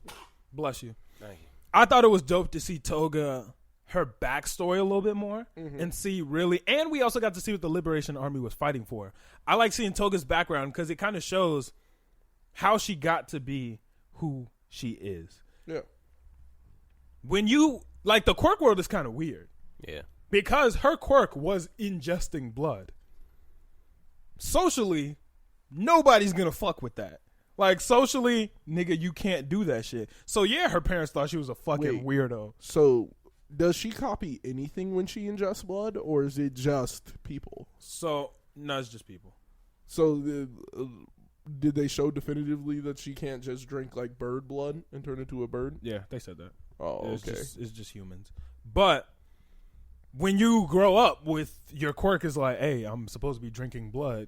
Nobody's gonna fuck with that, especially if that's not your parents' quirk. Like everybody gonna be looking at you like you fucking weirdo. So she had to go through her entire life trying to be normal. And when you're being called to something else, sooner or later you're gonna fold. Like she folded, killed that nigga, drank his blood, and was like, hey, I finally get to be me more or less, you know. It kind of goes into Didn't she kill someone she was like friends with or something? I think it was a schoolmate. I don't know if they were homies, but she killed like a schoolmate. And niggas are like, yo, wait a minute. The fuck is going on And here? now she wanna like. Well, I like the depth in her power because before I felt like it was mighty useless. Like I thought it was really. Oh, like that's not that That's some Mystique busted. shit. No, but Mystique could do it off looking at you. Like that. Yeah, like, that's I valid. have Like to I gotta get your prick you, pull some blood. Like niggas gonna know. Like yo, she has a vial of my blood, bro. Like so, if you see me and I'm wilding Yeah. for some reason, it's not me. Yeah, that's true. I thought it was just really, really fucking cool. I like seeing her background, and I also like seeing more into the Liberation Army. I thought that was dope as fuck, because what the Liberation Army is fighting for is kind of on some Magneto shit. It's like, yo, niggas should be allowed to use their quirks however the fuck they feel fit. Like, we're not no different just because we got, like, some niggas have quirks like Toga. And it's like, yo. Yeah, but you shouldn't be able to murder a nigga and just drink his blood. Oh, no. I'm not saying I agree with the Liberation Army. I'm not. I think she should be able to go to a blood bank, get some blood. Like, if she needs some blood, Yeah. like, she's in a different type circumstance. Yeah. I don't think, like, Like, to a certain degree, there has to be regulations on quirks. Like, I think if that was, like, some real-life shit, I don't think it should be existing as if we don't have the shit. That is what the world they're trying to live in is like. They're trying to exist without quirks. Like, you're not supposed to. No, I feel like niggas don't use their quirk, like, every day, like, get down the street type nigga. Yeah, dude, like, that's what the world is about. I don't see niggas flying all the time. Like, that's that not one. just a common quirk. Yeah, it's probably just. Yeah, not it a common is. quirk. I see niggas with wings all the fucking time. And like, they be flying. No, they don't. They be on the fucking ground. Nah, Bakugo used to kick with a nigga who flew as a kid. Yeah, but the nigga never like flew around the town, nigga. Like, I don't see niggas in the sky like that. Like, Bakugo number be one, flying all the time. Yeah, right. That's how he get from place to place. Who? Bakugo. Yeah, but that nigga has the license to use his quirk in public. Like that. Even That's a before big difference. No, I did not see that nigga using his quirk in public. No. The license isn't to use your quirk in public. The license is to do hero work. Oh, I thought niggas had to really like. No, I thought there was like OD regulations, but some people have a quirk that you just can't use in public. Like, Yeah, well, like Todoroki, he wouldn't be allowed to ride on a fucking ice scooter in Why? public regular because how's a car gonna drive all now? the street? no, up. nigga, I would just go above buildings. Nigga, what?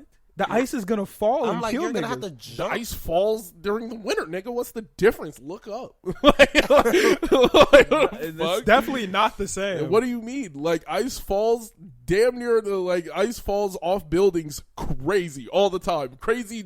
You live in Chicago. You didn't see the crazy icicles hanging off the top of buildings. And no cap. one, that's natural, and two, it's not Mount Everest. It's not like I'm walking and then a mountain falls from the fucking sky. Well, I don't need the nigga to fall. Like, if he Iceman riding the shit gonna drip eventually and melt break down. and kill niggas. It's not gonna kill niggas. Cause millions of dollars of property damage. Doubt Like, it. there are certain things Doubt it. that you just obviously can't do.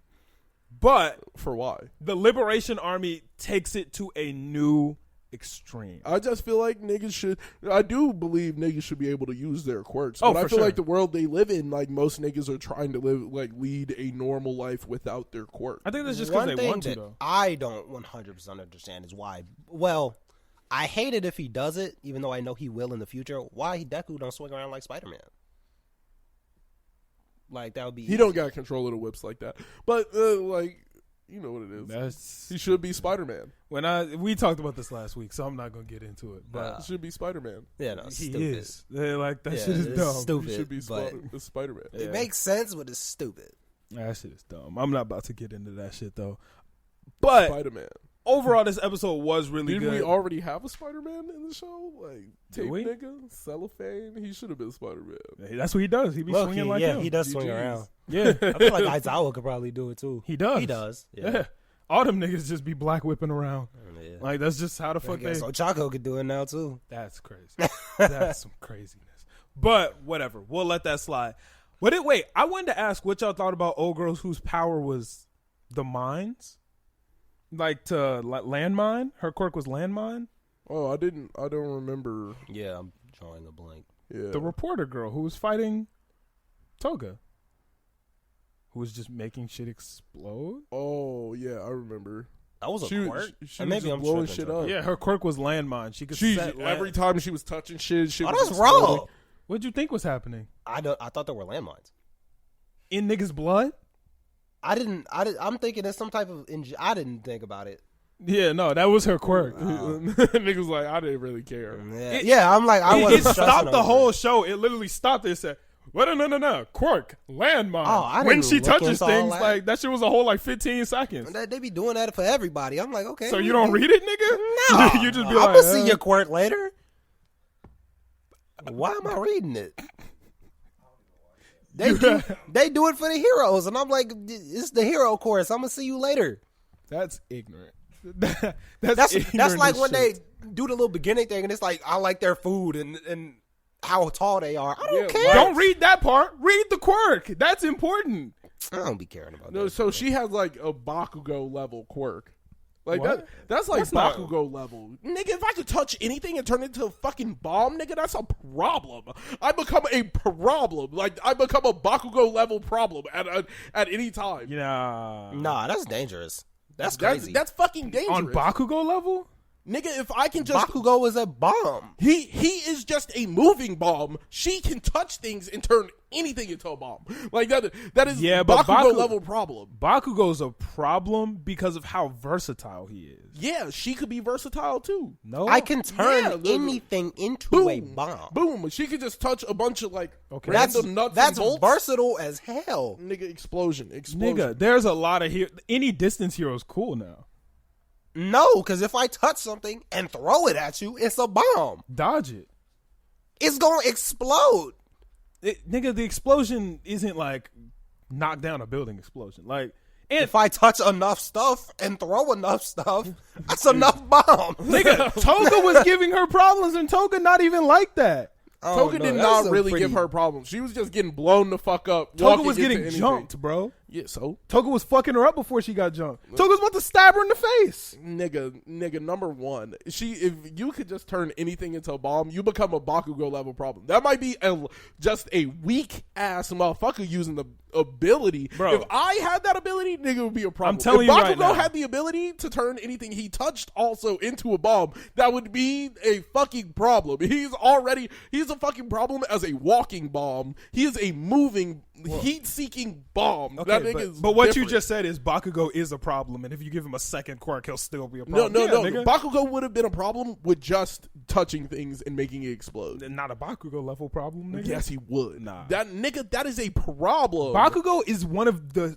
best people in the class because of how goddamn versatile he is. She is versatile, nigga. She just doesn't use her quirk properly. Nigga, Snipe is shooting her and it's over with. Snipe is shooting Bakugo when it's over with. What he can't hit Bakugo. Oh, nigga, you're okay. I'm not. Nigga, there's no reason arguing with this nigga no more because he just overlooked. Nigga, like, he just overlooked it. Like most niggas with distance quirks can't touch Bakugo. Oh no, that nigga is what the fuck? He be flying through the goddamn air on some different level shit. Oh, so you just catch him when he's not moving. Still snipe you though. Yeah, like he can still snipe. Okay, Snipe first off, Snipe is the fifth best hero ever. You know what? Snipe could also just get Midoriya. Like okay, name another distance hero. Like any nigga who got distance can take her out. Nigga, Sero is beating her. What, Cellophane? Yeah. No. Yes. And then the touch second the tape, I touch your bomb, tape, I'm like, it's GG. over. And then blow herself up. Nigga, you're dead now. She's dead. How do you know that she isn't impervious to her explosions like Bakugo? Because nigga, what? Toga was fighting her, and she said, "I can't blow this bomb up because I'm standing here." Oh, well, that's just an L. But if she got like Night Eye level accuracy with like chess pieces, Night Eye was nasty, and the nigga could just almost see the future. Like he didn't even see the future. Like he didn't even see it completely. Like his quirk wasn't that good, and the nigga was OD. All you have to, she can turn anything she touches into a bomb, and could just have accuracy at a mildly good rate. Honestly, nigga, she I would don't know be why a problem. she doesn't just keep stuff with her to throw. Like, why you not didn't have see a she gun? had the fucking. Why not have a gun? She had the goddamn Mega Man shit. Okay, why not have without a gun a and touch Mega all the Man bullets? thing? You should have more stuff. She had a rocket launcher on her arm. Oh, did you not watch the episode? Nigga, having a rocket that defeats the purpose. No, she made them rockets. Say, that was I was about to say like that. Wait, did y'all not watch it? What, nigga, like, I don't know. I'm really drawing a blank. Like, yeah, I think I was more when you said Shigaraki. Yeah, when you said the landmines, I was like, I thought they were just landmines. Like, yeah, like I didn't know what her was getting going blown the fuck up. But like, if you had a gun and you could touch every single bullet in there, and now they're explosive, and I could just shoot at niggas, and then I can call when I want that shit to explode. Nigga, yeah, I am a S tier level problem. I am a problem. Like that, it does not matter. That quirk is just being used poorly. Like any nigga with a good quirk could use it poorly. Best Genist is a nigga with his quirk is not the craziest, but is OD. Like he figured out how to use it crazy. Man, at the end of the day. I mean, she's cold, but that's an OD ass quirk. Like that is an S tier problem. Toga was about to beat her the fuck up too. Yeah, like, and first off, Toga is like wrong. niggas suck. Like I didn't realize how cold Toga was even without her quirk. She's like staying. Basically, her quirk is very staying like too. Like her wasn't staying and like idled her. Yeah, she wanted to be one of like Stain's disciples or whatever. That makes perfect sense. Like. you have to have combat skills if you're gonna be a nigga who like gets their power off drinking other motherfuckers' blood. Yeah. Like, so I gotta be able to get to your blood. Like that. She definitely does it colder than Stain does. No.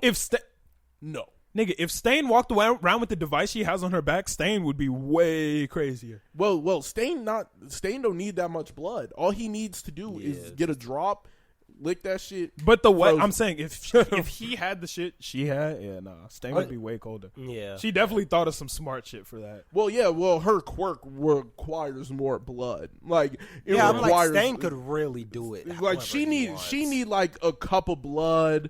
Get real. She need a little vial. Stain need a drop. You bleed a little bit. Let me taste that, nigga. You're frozen. It's smart. Like if Stain used some smart shit like rope darts or something, that would be way. Because she's smart with the way she just be throwing the shit. He don't even really need darts though. Like, I mean, he don't even need rope. If I got a shuriken, kunai, whatever knife, I throw that mug. I can just go get it. But now you have to go get it. But no, with the rope, you can just pull it back. Like, that's what I'm saying. Toga's raw because she doesn't have to go get it. Yeah, she do. With she speed, be needing a little bit more, so she be stabbing niggas and draining a bunch of blood. She literally throws the vial and then just waits, and then it just comes to her. What if she don't have to go get it? What if I cut the tube? Yeah, and then it's beat up. Beat up for your entire quirk. Stain shit is based off, like, still coming to his shit is based off catching you lacking. Yeah. Like, if he catches you lacking, it's beat up. Like, there's zero chance you beat him if he catches you in a dark alley walking. He's going to cut you, lick it, you can't move, then he's going to kill you. Like, that, and that's that. Like, hers requires way more skill. Because now she's going to pick up your quirk and use that motherfucker. And Stain's thing is, like, you don't even know that you're bleeding. She was better than Ochako. That's raw too. 110%. That's definitely raw too. Yeah, because like when Deku got cut and he was frozen, he didn't know he was bleeding. Yeah, that's raw too. But I still think that it would be raw as fuck if Stain didn't have to go get it, because I think that happened. He threw the sword, cut Deku. Todoroki built a wall, and now nigga was like, "Damn, fuck, can't stop this nigga now." It would just be way better if he was like, "Cut that nigga, bring it right back, build a wall." Go ahead, I'm gonna fuck, nigga. You're still stopped. Who cares? True. But this episode was fire. I want to see. I think Twice is getting development next episode. It seems like. Yeah. Twice is probably the most interesting member of the League of Villains, in my opinion. Dude, after last episode, it made me feel like everything they did right there was just for him. Like, it was like, yo, like, nigga, you're the one we want. Because why do I feel like his quirk just has some hidden ability that niggas like? Oh, wait, I skipped my bad. How did they have some hymns? The fact that Toga was able to use Ochako's quirk. Yeah. What did you think of that? Because your face looks disgusted. I didn't like that. Why I thought not? that was dumb. Because you already have a quirk. Mm-hmm. Okay, this is how I see it. Okay. Toga is a part of the League of Villains who is under... What's the name? One for all? Yeah. All for one. All for one. Oh, my God.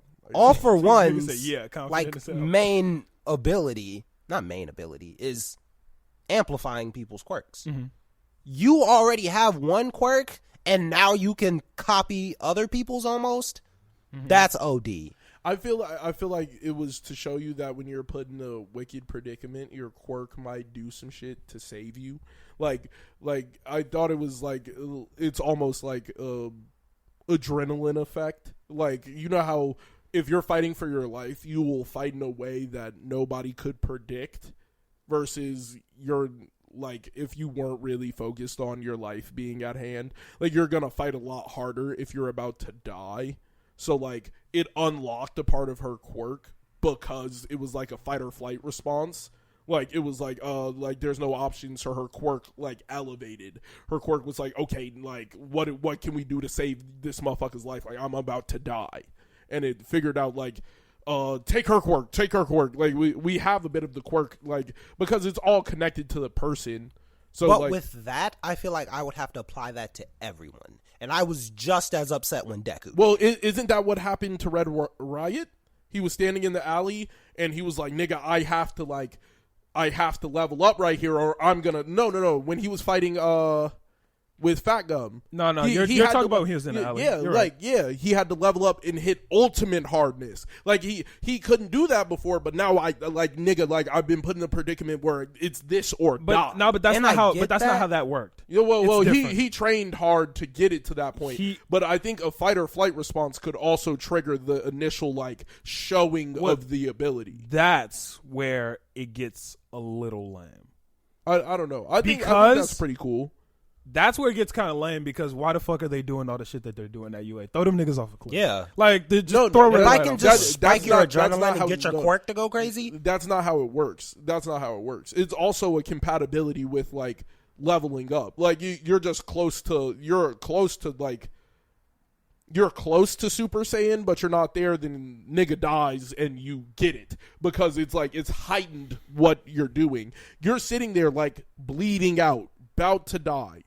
Fucking is all or nothing right here, and you put your all on the table. It's doing like the cliff thing would just kill niggas because niggas would just die. Like there is a limit to where you can go. It's when you touch that limit, are you going to die beyond this point, or are you going to keep on ascending? Like I don't think it's like a real life thing. Like some niggas can get to that mode without that, and some people won't. Like you need that life or death situation to like elevate you to new heights. The thing is, not only that, but her quirk was stronger than Uraraka's too, which I thought was like, damn, how the fuck she gonna be stronger than her? Like that shit. I'm like, bro, what, when she just dropped all of them? She and lifted they died? Everyone. Well, can Uraraka not do? Oh, she like vomits and stuff. Bro, did you see how many people that she lifted? But yeah, she killed like 100 niggas. But is there really a limit on Uraraka? I know she gets sick. Yeah, but like, there's definitely a limit on Uraraka. Well, she held a whole plane, which is a lot more than. Yeah, I feel like that's heavier than like 100 niggas. 100 niggas can get on that plane. First off, she ain't lifted for very long. Afterwards, she was damn near over with. Like she vomited for like 40 minutes. They couldn't even talk to her. Like that was it. You feel me? Yeah, but she lifted a whole jet. Like you don't know you don't know if it was like based on the time when you got the quirk, based on her max. Like we don't even know her max. We don't know shit about what she can actually do. It was like I feel like that's reaching. Like I have no clue what Uraraka's like level of power really stands at. She could hold 100 niggas now, probably easily, maybe, and I don't know. Like I don't know what her limit is at the current moment. Overall, I wasn't crazy. It was cool as fuck. I'm not gonna lie. It was what about cool Shigaraki touching and we're about to talk about that shit? Like I thought it was cool as fuck that she upgraded. Like obviously it was cool TV to see. Oh shit, she stopped them and did that. But you know when you get into the logistics of it, I think it's kind of boring that everybody's getting more quirks. I feel personally, I don't feel like it's more quirks. I feel like their quirks are evolving. Like Deku, that is more quirks, but I feel like their quirks are all evolving because of the singularity. They're always talking about how quirks are going to eventually reach the point where they're going to be so powerful. Like I don't think. Like, Bakugo hasn't seen any huge development in his quirk besides he's refining it. And then it's everybody around is refining their quirk and finding out new things. They don't even know what their quirk is, truthfully. Nobody knows what their quirk is. The same way, like, you don't know if you have, like, a problem in your ankle that might be from birth. Like, you have no clue.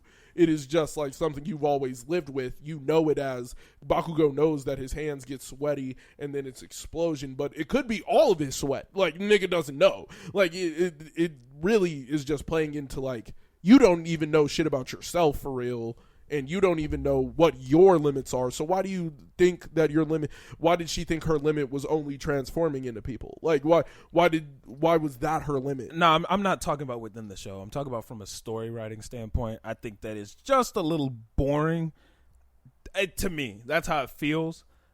But I mean, it's. I don't think they really had an option. They had to make niggas more powerful. But to me. I feel like Deku's the only reason they really truthfully had to make niggas more powerful, but they had to give people like more power. Like you can't beat a 100% Deku fighting Overhaul in the air with a regular fight typically. You can't. But that's the that's when shows get dangerous. It happens like in the every show. Megazord. Obviously, in every show, or I can't say in every show, but in a lot of shows, the writer makes the mistake of powering one character up too much to where all the finesse of the show is gone now because everyone is just too goddamn strong and there's no finesse. So you get rid of finesse and just boost the power more and more. I feel like they've shown more finesse all this season than any other season. I don't think anybody's like they've shown the most finesse out of powers this season. Like the difference in quirks, how quirks could be actively used differently, what can other people's quirks affect other people. Like when Tokuyami was in the air flying and Buddy got in his shadow and then took over him. Like it was just like, yo, like there are quirk interactions. There are like shit that's going on that if niggas have power over certain things, they can fuck with your quirk. Like that nigga just had the power over dark and Tokuyami's useless against that nigga. But when I say finesse over quirks, I'm talking if it's a situation of I'm in a battle. Yeah. I need to win this battle. Yeah. It starts off in, oh shit, let me think of how I can use the tools in my toolbox to fix this problem. Mm-hmm. But now the writer's in a situation of let's not use the tools in the toolbox. Let's just give him some bigger tools. Yeah, yeah. Let's just give him a bigger hammer, and now we don't have to worry about it. I don't think it's going much. I don't think it's gonna go much further for anybody else except for Deku. Like I feel like Deku's gonna be just definitively better than everybody else, and I think they're setting up like. Well, I disagree because it's already done it. Yeah, but they're raising people's powers, but I don't think they're doing anything drastic. Like Shigaraki's quirk went from he has to directly touch something to it has to come in contact with his quirk. But what I'm saying is in the Toga situation, they could have had that's not drastic. But bro, they could have had Toga sit there and figure out how to do it. Petrification goes beyond just like you can't get in contact with something I touched. But that's also another thing where it kind of depends on the quirk. But at the end of the day, Toga, when it comes to finesse, she could have sat there and been like, I need to do this, to do that, to do this, to do that. Okay, let me think of this. But they didn't do that. They said, give her another power. Now, problem solved through this way. Well, I don't think she was not in the position to even do anything. She had just got blown up but she 15, could have been 30. They could have written her in a situation like that in the rules that they have already instated. Yeah, people they said over the choice. They said in the beginning, over the course of time, people's quirks change. Like our knowledge of your quirk changes. So like we don't know what your quirk actually does. We can just make a good inference on what your quirk does. No, I see what you're saying. I'm talking from a story writing standpoint. It's not a situation of let's think of a way to write this character out. It's just like make a door. Instead of them figuring a way out to unlock it, to pick the lock, just write a new door in. So you think the level of giving Toga the ability to access the full like quirk of someone's blood that she took was just like writing another door rather than writing another door instead of like having her just strategically beat 60 people. Exactly. If she would have finessed her way out the situation, we'd be like, oh shit. But that's kind of how they do it for everybody else. Like everybody else got put in a situation where they had to make a choice. Like Todoroki was fighting Deku, and he was like, "Guess I gotta use this fire shit." Like the nigga had to use. But that's why the show was raw. That's why the show was raw before this season. What? But I feel like that's like, well, be subjective because that make sure you're talking. Being able to access another power is still a form of finesse. In a story writing standpoint, no. I'm not. When you throw us some new shit into the story in the middle of a battle, no. But I'm saying right now, if I went and found that tool and then walked into this battle with that tool and I had to figure out with the tools that I already have, yes. But when it's like, damn, I'm losing. Ooh, new shit. Like then it's like, all right, bro. Like that felt a little cheap. When you don't really watch Naruto like that. But when Sasuke reverse summoned the fucking snake, jumped in his mouth, teleport, niggas are like, yo, what? Sounded ignorant. Niggas were like, everybody was looking at the screen like, What, nigga? That didn't amaze me. The action of them trying to write that in and saying that it happened that fast was the bullshit. I didn't find him getting reverse summoned bullshit. That wasn't a thing. That was a thing. It had not happened before. The nigga, what, Mount Miyaboku. Like, that hadn't happened yet. Yeah, but niggas can get reverse summoned. That is something that they have. The niggas can be summoned the same way, like, what, you think summoning only works in one direction? Like, that's like some shit that you didn't think of. Like, but okay, writer, but me Chris, even writing summoning in gives me the chance to reverse summon a nigga. But that's a bad thing to argue because the writer himself said, "Yeah, no, I couldn't think of anything, so I wrote something." But you can go with another example. But with that, yeah, but you're making the rules for story writing as if you wrote the story, nigga. Like, it's not your story to choose if the nigga's gonna pull the shit out the pocket. No, it's as the writer. I mean, as the reader or watcher, it's my place to say, I didn't like that. Yeah, it's your place to say I don't like that from like a story standpoint. Like, I don't like it for the story. How the motherfucker writes the story, I don't give a fuck. Like, but that's where we're different. I do give a fuck. Like, yeah, I don't give a fuck about like a nigga. If you're writing the story, cool. However you write it, I'm gonna just watch the story to figure out, because I don't know what's gonna come next. I have no clue. I have no clue what you have in store. But I just felt like they used I guess to show they used all of those characters who died that day as like a way of showing that the villains are training too. We watch a lot of the story from the hero side of the perspective, and I feel like they were trying to show like, yo, the villains are fighting too. Because I imagine, well, the villains are training too, because niggas can't really like dive into the villains like that. Well, that's the whole point of My Villain Academia, and that's dope. Because like when they first said they were going to be doing, I was like, this is raw, because now we get to see how do villains. Like, imagine if we were during a vital part of the story, right? We're during a crazy part of the story. Boom. She just busts out that power. Then it's fucked. Like, then you're going to sit there like, whoa, that wasn't the main fight. That was them alluding to she just got the power, and now you're angry about how they alluded to it. It wasn't like... It wasn't alluding to a power. She just... she got the power, but she hasn't used it against the nigga that you care about. Like, that how do I set up for that to get into the story without it ever happening like that? Like, it's I can watch her train for multiple episodes and eventually get to that point, but it was during the fight without any main characters in it that she got to that point, and now the main character... They are the main characters now. Yeah, no, you know that she has the power. Other niggas don't. Like, it's telling you in the story, hey, she just got this ability, but she's not using it against... Like, imagine if she bust that out mid-fighting Deku.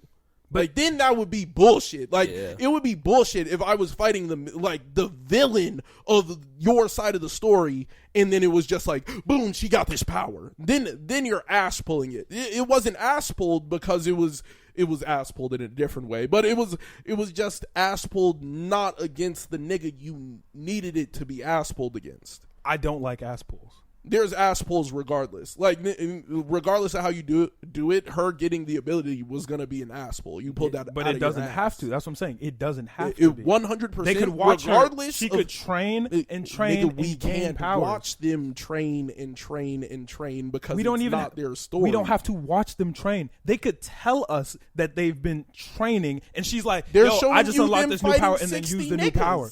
They're fighting 60 niggas. Is that not training? Is that not how Deku... They got jumped. They had that's no not other training. Option, nigga. Chris, if you walk out this door and someone punches you in the face, you're not training. They have no time to show you that. They don't have to show you. They can tell you. Yeah, nigga, they didn't. They did. They told you motherfuckers had been plotting and motherfuckers had been... Shigaraki had never instantaneously turned a full nigga to dust.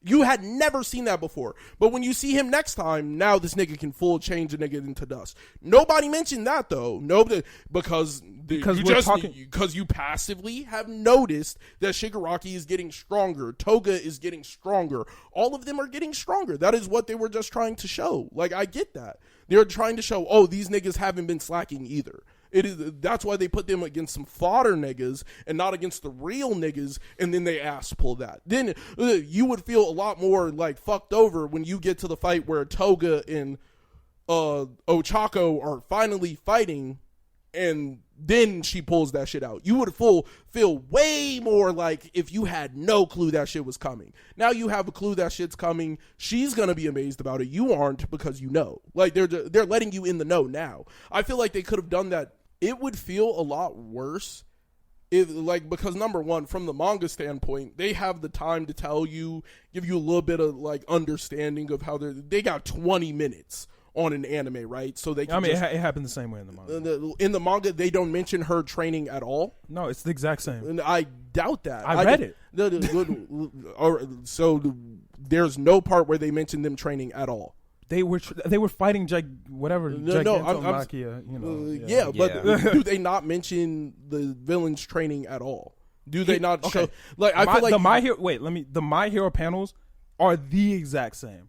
That's why when I said last episode I didn't like reading the manga, because it's they literally take the panels in anime. It's the exact same. Yeah, there's but not really anything different. There is a difference, because when I was I tried to read it for a little bit. There is a difference in the way that they tell the story. There's a significant difference, and what I'm saying is, like, I would rather have them do this than she just pull it out of her ass during the fight. And she was just said she was training for months and then unlocked a new ability. Like, I would rather see her fighting midway and then damn near lose the fight and then ass pull than rather just get told, yeah, this motherfucker's been in the gym for a little bit and put on 40 pounds and is now a beast. Like, what the fuck am I supposed to say?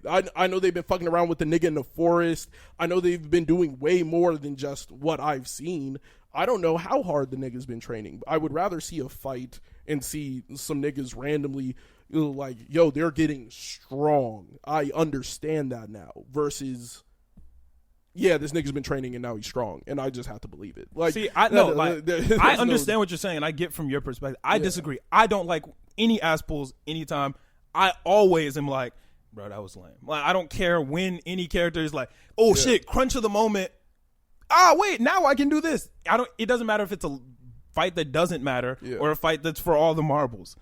That's lame to me. I just feel like with villains, is there any other way to show it? Like, to be honest, like, you don't want to see a villain training like that, trying to, like, there is another. You want to see them killing niggas being evil. But like, there are other ways to show it. I just feel like that's the best way you could have shown that for their scenario. Like, yo, they got jumped and now the niggas are OD strong because they were scraping the niggas who jumped them.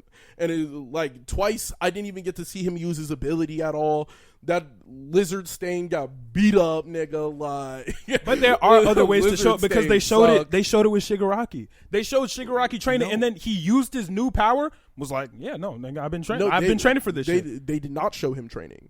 They did not show him. He'd been fighting that nigga for a month. He's been fighting a random nigga for a month. I ain't seen shit. And then he used the power that he knew that decay got stronger. But there was none of that. It's an ass pull. He used the power that he already had, was ready for.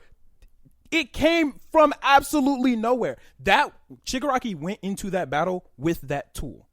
Toga did not go into that battle with that tool. They just threw a random tool in her belt. I don't feel like it's a tool that wasn't like you. The entire time she's fighting, you're thinking, yo, her quirk's not gonna save her because her quirk. She's thinking that. Yeah, she's been explaining that the entire time. My quirk's just not good enough. I'm just not good enough. And then that tool wasn't in her belt. That tool got thrown into her belt. That tool got thrown into her belt because it already made sense. It's not like it's not like the Black Whip shit where they pulled some shit like, yo, the nigga, you got more quirks. But they threw a tool into her belt. But it was a tool that was already there. It was a tool. It was a tool that made sense that should have already been in her belt. But she went into the battle knowing it's not there. The batarang and then pulling out the back claw, nigga. Like, it's shit that he needs. But do you know how lame it is if Batman goes into the fight like, I don't have the back claw today, and then get beat up by Joker's like, you're looking like, what the fuck is this? No, it would be like if Batman ran back to the car and got the back claw.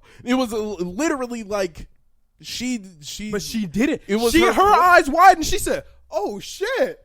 What the fuck? New tool in my belt. She was just as amazed as anybody else. She didn't run to the car to get it. It popped up in her pocket. But I'm saying it's better that I get something versus I just get told the nigga was training. You know what? No, Toga's been training real hard, and now she figured out that she could use other people's quirks. Like, if you just told me that, that's just the same as walking in and adding it to her belt. Like, it does no difference. Like, me sitting down and getting told that she trained super hard, and they don't show none of that shit. She trained ultra crazy, and now this is in her belt. Nigga, though, what's the difference? What's the difference between her getting in the fight and unlocking it, and that's how you see that she unlocks it, versus I tell you that they've been training for 6 months. Like, Asta comes back super swole. I don't see none of that shit. Nigga's just super swole. OD swole. Oh, he's been training super hard. But don't you think it would have been training super hard his entire life? Not a nigga. But you're telling me it wouldn't have been dumb? Like, it would have been dumb if he was fighting someone in the middle of the fight. He just bulked up. And he was like, oh shit, what just happened? I'd be looking like, yo, nigga, that's what, the same shit as like coming back to an episode and now this nigga's 6'5", 340 on the like the nigga's 5'6" with muscles the size of his fucking head. Like, it doesn't, regardless of how you chop it up, it's just like whatever. You just said time passed and I'm just supposed, like, I don't like randomly just saying a nigga went on a training arc, you ain't seen none of this shit, now he's super strong and he's unlocked the ability to fly. The only difference is there's story in between here. Asta can fly now, and nobody explained why. They just tossed it up to he just gained full control over his anti-magic. Come on, nigga. That's an ass pull.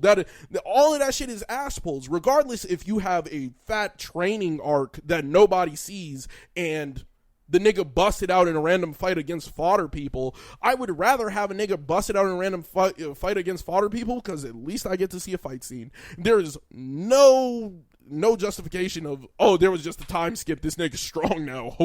Holy. Like, there's a difference between their story Naruto I didn't came see back, and now he has way more control over his shit. He can fight way better. But you understand there was story that we didn't see. Yeah, there was story that we didn't see, and that doesn't matter. The story that I didn't see and story that I do see. What I'm supposed to be okay with the fact that they just glazed over the fact that this nigga got OD strong in the past 3 months. Like, Asta literally gained probably 70 pounds of muscle and started flying. And training arc, bro. It was like, story we didn't see. Yeah, there's a difference between story we didn't see and just being like, that's an fuck ass the pull. story, give it to him. That's an ass pull. That's just as ass pull as anything else. Like, but there's a difference between you walking outside. If I don't see you for 3 years, and then you come back strong, I'm like, okay, there was story I didn't see in this nigga's life. If we're sitting right here and then you just boop, if you're like, man, I can't open this door, it's just too swole, and just got strong, everybody would be like, if it turned into a life or death situation and then I bust the door open, then niggas would be like, oh, it's because it's life or death. Like, you would give it its fucking reason. If it turned into a life or death situation and you gained sense. 60 pounds, I'd be looking like, no, that's not the same shit. That's, if the door's locked, I can't open it because I'm just not strong enough, and then it turns life or death and I open the door, I have unlocked a new strength. If I say I cannot open this door and then boom, 3 months pass and now I'm able to open the door, there's it makes sense to the story now. No, it makes no difference. It makes because I don't think it makes no difference, it but makes I no think difference. I see what you mean, but like, there's definitely it's an ass pull that I can. It's an ass pull that I can justify. That it's not a justified. Well, a justifiable ass pull and an unjustified ass pull are still different. So wait. So her ass pull wasn't justified. It was an adrenaline kick when she was down bad and about to lose her entire life to some motherfuckers who were about to kill her. She unlocked a new power with inside of her quirk. It wasn't some shit where it was just like Black Whip. Black Whip was OD because you just bust that bitch out. Like, no sense. Like, and then, like, if you just had him bust out Black Whip and you never talked about the vestiges, then nigga, it would make no damn sense. But if your quirk is ingesting another human, and you know that ingesting another piece of someone can also have their quirk in it, you know that. You know that from All Might. All Might gave that nigga a hair, and that nigga ingested the quirk, and got it. That is, so you know that it's completely possible that quirks are linked to the person's body. Like, it makes, that's all plausible. Like, her unlocking that bit of power is completely plausible. Niggas missing for 3 months and just telling you that they worked hard and unlocked the power does not make it any better. Like, I just handed it to him. I just said it took time. Like, it means no different. Yeah, like, it means no different. I see what you're saying. We'll just have to agree to disagree. I mean, I feel differently, but I mean, it is what it is. Like, it's just like, I don't know. I feel like those ass pulls I would rather have a nigga do a fodder fight with someone, and like, I would rather have seen Asta learn how to get the muscle mass, and then they could do a 3-month thing on like a 3-month time skip, and the nigga comes back swole. But there was no learning muscle mass. He just supposedly kept on doing what he was doing and got jacked, and the nigga was doing that his entire life. Well, no, he was training differently, but I do. The nigga was big swole though. They were training. He was training completely differently. That's that nigga why his hands got bigger. He's so swole. Like, that's OD. I see what you're saying. I mean, I just personally disagree from a story right standpoint, and that's why I don't like this season, because this season I've just been like, what happened to the story? Like, the story writing in this show was so fire before. I feel like they're building the world properly. I feel like they're building the world pretty nice. I'm just saying from the story writing aspect, because that's what I liked most about My Hero, and now I'm watching this season like, damn, this nigga just started writing this bitch like fucking Kishimoto. Like, god damn, like, what the fuck is we out here for now? So it is what it is. I thought it was a good episode. I'm waiting to see next week's. What'd I say? I think I said it was like a 7. I'm gonna stick by that. I feel it was like a 7. I said it was like a 9 or something, right? You said it was an 8. Yeah. All right. Yeah, I enjoyed this episode. It was a good episode. I got to see a lot of backstory on Toga, which I thought was really dope. And I want to see more backstory on Twice. And we're getting more backstory on Killer Stain, Shigaraki, Lizard Stain. I don't care about him. I just want to see more backstory on Spinner. I'm not calling him that. Why not? Because he's a bum. That's fair. We don't call nobody really cares about him. I'm gonna get that nigga his villain name. He's not villainous. No. He's not trying to be a villain. Yeah, he's in the league of villains. What do you want? He's trying to be on some hero shit. Like, he feels that Stain is a hero, so he's trying to do that. That's why every 5 seconds he like, hey, y'all sure this what Stain wanted, man? Like, this shit not feeling right. And they're yeah, bro. Like, yeah, this what Stain wanted. What he gonna do? If they said no, nigga, that's not what Stain wanted. We've been lying to you this entire time. Gonna leave. He gonna be like, they don't give a fuck. I don't even know why he there. Because he's trying to be a hero. He's trying to be like Stain. He's not. But he's good. trying to. He's not good. And they just keep lying to him. He like, wait. I don't feel like this was Stain one day. Like, nigga, you didn't know Stain. I did. And you're like, oh, okay. Okay. You're right. All right. We can go ahead and get out of here. We've been in here for quite a minute. Oh, shit, 2:55. That actually was a little bit longer than I thought it was. Yeah, no, but overall, it was a good episode. I'm waiting for next week's. One thing that I don't like is that it comes out on Saturday, and we got to wait like a whole week to talk about it. That should be kind of dead to me. Yeah. But it is what it is. We can go. Oh, shit, I almost forgot. I started the Avatar novels this week. Fantastic. Bro, so much better than you even imagined, bro. Like, they're looking for Zuko's mom right now. Like, that's perfect. Like, they're actually like expanding. So they're expanding the world. They're going all the story shit that we wanted to know. They're getting into. Oh my fucking god! They're getting into the backstory because everybody here watch Korra. Yeah, they're getting into the backstory of like how Republic City got made. Yeah, because they really just hopped into that. You tell me how Sokka died, nigga. I don't know. I how he lived. Like, that was my boy. I haven't read that much yet, but like, maybe. But need to get into that. When Zuko was like, "Yeah, I gotta find my mom," I was like, "Wait, what?" They starting to get into all types of shit. They getting into Azula's fucking what's the word I'm looking for? Redemption, like all this shit, and I'm like, this shit is good as fuck. The only thing that I don't like is I don't like Aang and Katara's relationship. Just being honest, not fucking with it. Not crazy about it. Who's to say they stay married? They could have some kids and then break up. You don't know. Well, I know that they're gonna have kids as adults. So. Yeah. Like, I'm just saying, I got a lot of watching them together. I just don't like watching them together. I don't know. It just, It's kind of lame. They just play into it a little weird. They keep calling each other sweetie mid-fight. It just, I don't know. It just don't.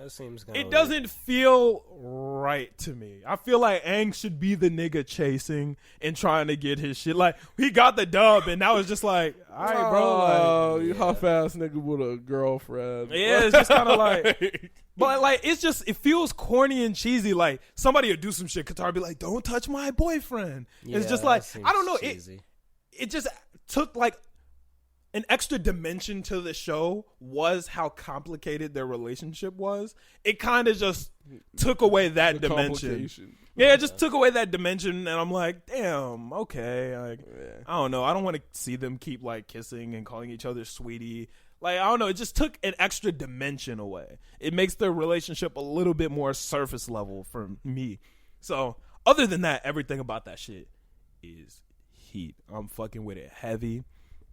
And even reading it, I can hear like the voice actors' voices like perfectly. You know, you hear Sokka's voice actor, you hear Aang, you hear Zuko. Like I'm reading it like, damn, this shit actually feels like I'm watching this shit, bro. Yeah. So I'm fucking with that shit real heavy. I've been going through them bitches fast. Are they supposed to animate them? That's a possibility. So Paramount just opened up Avatar Studios, so they have the potential to do a lot of new Avatar shit. So there's a lot of shit they're trying to decide what the first thing they're gonna do. They could animate the rest of that. I want them to. They can animate them as adults. Zuko's mom.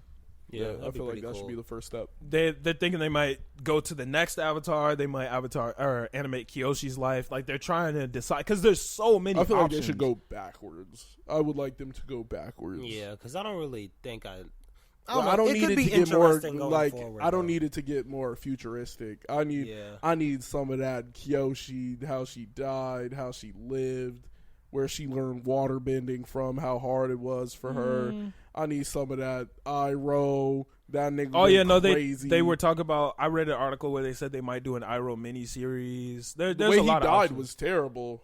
He really died terribly. So Iroh? No, not Iroh. Oh, you're talking about Roku. Yeah, Roku. Yeah, Roku died terribly. So like, yeah, that's probably the worst death they've showed. Also, like the most horrific. Oh yeah, no, that nigga died to poisonous gases directly in his face. Yeah, that nigga died to poisonous gases and his best friend leaving him on a dragon. Like, yeah, that shit was different. Why his dragon ain't take him though? Was my question. Because he was trying to save some shit or something like that. His dragon died with him. Yeah. I don't remember. I don't know. He didn't take him. That nigga left on his dragon. Maybe there wasn't enough time. Weren't they like fighting on a volcano or something? Yeah. They weren't fighting. Yeah. I'm assuming if he left, the volcano would have exploded. Yeah. That's what I'm assuming. Throw some water on that bitch. He the Avatar. It don't really work like Throw that. Some water on that bitch, man. Slow the shit down and do the Kyoshi. Oh, crack that bitch. Make an island, nigga. He might not have been on the same level as Kyoshi. Kyoshi was different, but he was like 80. But Kyoshi was like different. 80. He was old as hell. Yeah, he did die. Like most of the avatars be dying early as fuck. Yeah, Aang died young. Kyoshi died young. Roku made it. Like, even when Aang be going back in his past lives, ain't too many old niggas there. Yeah, there's bad young niggas in Roku. Roku like, bro, like, hey, I live my shit. Like, yo, I made it. It was peaceful. I went the distance. It was peaceful, I'm keeping this title for a while. It was peaceful. And then, what happened to you? You, like, 100 years? 100 years of terror. I mean, I guess Aang did make it a good 100 and something. Aang made it to like 130, so he low-key did win that one. I mean, not really, if you just cooling in a block of ice. Yeah, he was there. I thought that was the reason he died too, like, or some shit like that. What you mean? Hypothermia? No, pneumonia? Like the shit caught up to him or some shit. Like somebody said some shit like that to me. I don't think we know how he died. That nigga was damn, I had pneumonia. Wait a second. He said, "Damn a second." On his time. Nigga said frostbite. He was like, "Nigga, I wasn't really frozen." Like, that shit is crazy. Like, Qatar like, "Hey, you good?" Yeah, no, I haven't been able to feel my hands for like the last 30 years. I don't know, dog. But we cool. To go blind. Like, that shit. He's 100 years unevolved, nigga. He low-key don't need to see. He got the seismic sense. He don't need to see. He a primitive human. Yeah. He the oldest like living relic on the planet behind Boomy. Boomy was going crazy. I think Boomy died before Aang. But Boomy was an old ass nigga. Like Boomy stayed alive. Like he was really still there after 100 years. He was like, my nigga. That's true. He was like, my nigga Aang. Boomy had to have been at least 120, 130 or some shit. Yeah. Man, that was an old nigga. Shout out Boomy, man. Well, he was 112. Hey, man. Well, we don't know if they're just as old as Aang. They were the same age. Yeah, they were friends when they were young. I'm saying when he died, but yeah. Oh, when he died, he was probably like 120, 130. That nigga was old. Some shit. Yeah, man. But he was ripped. Yeah, how you get live like long, get swole when you eating crystals. That's true. That's what happened. He was eating straight rock candy. Lettuce leaf. Like, nigga was eating his vegetables. Fuck you mean? Shout out Boomy. Only the greens, nigga. Only the greens. Yeah, that man was the GOAT. But I think that's everything we got this episode. I ain't really got shit else to talk about, y'all. We all feeling good? Get your green. Yeah, you're right. All right, we going to get up out of here. We going to end it out to the new ATO. Shout out my boy Allen. We out this bitch. Peace.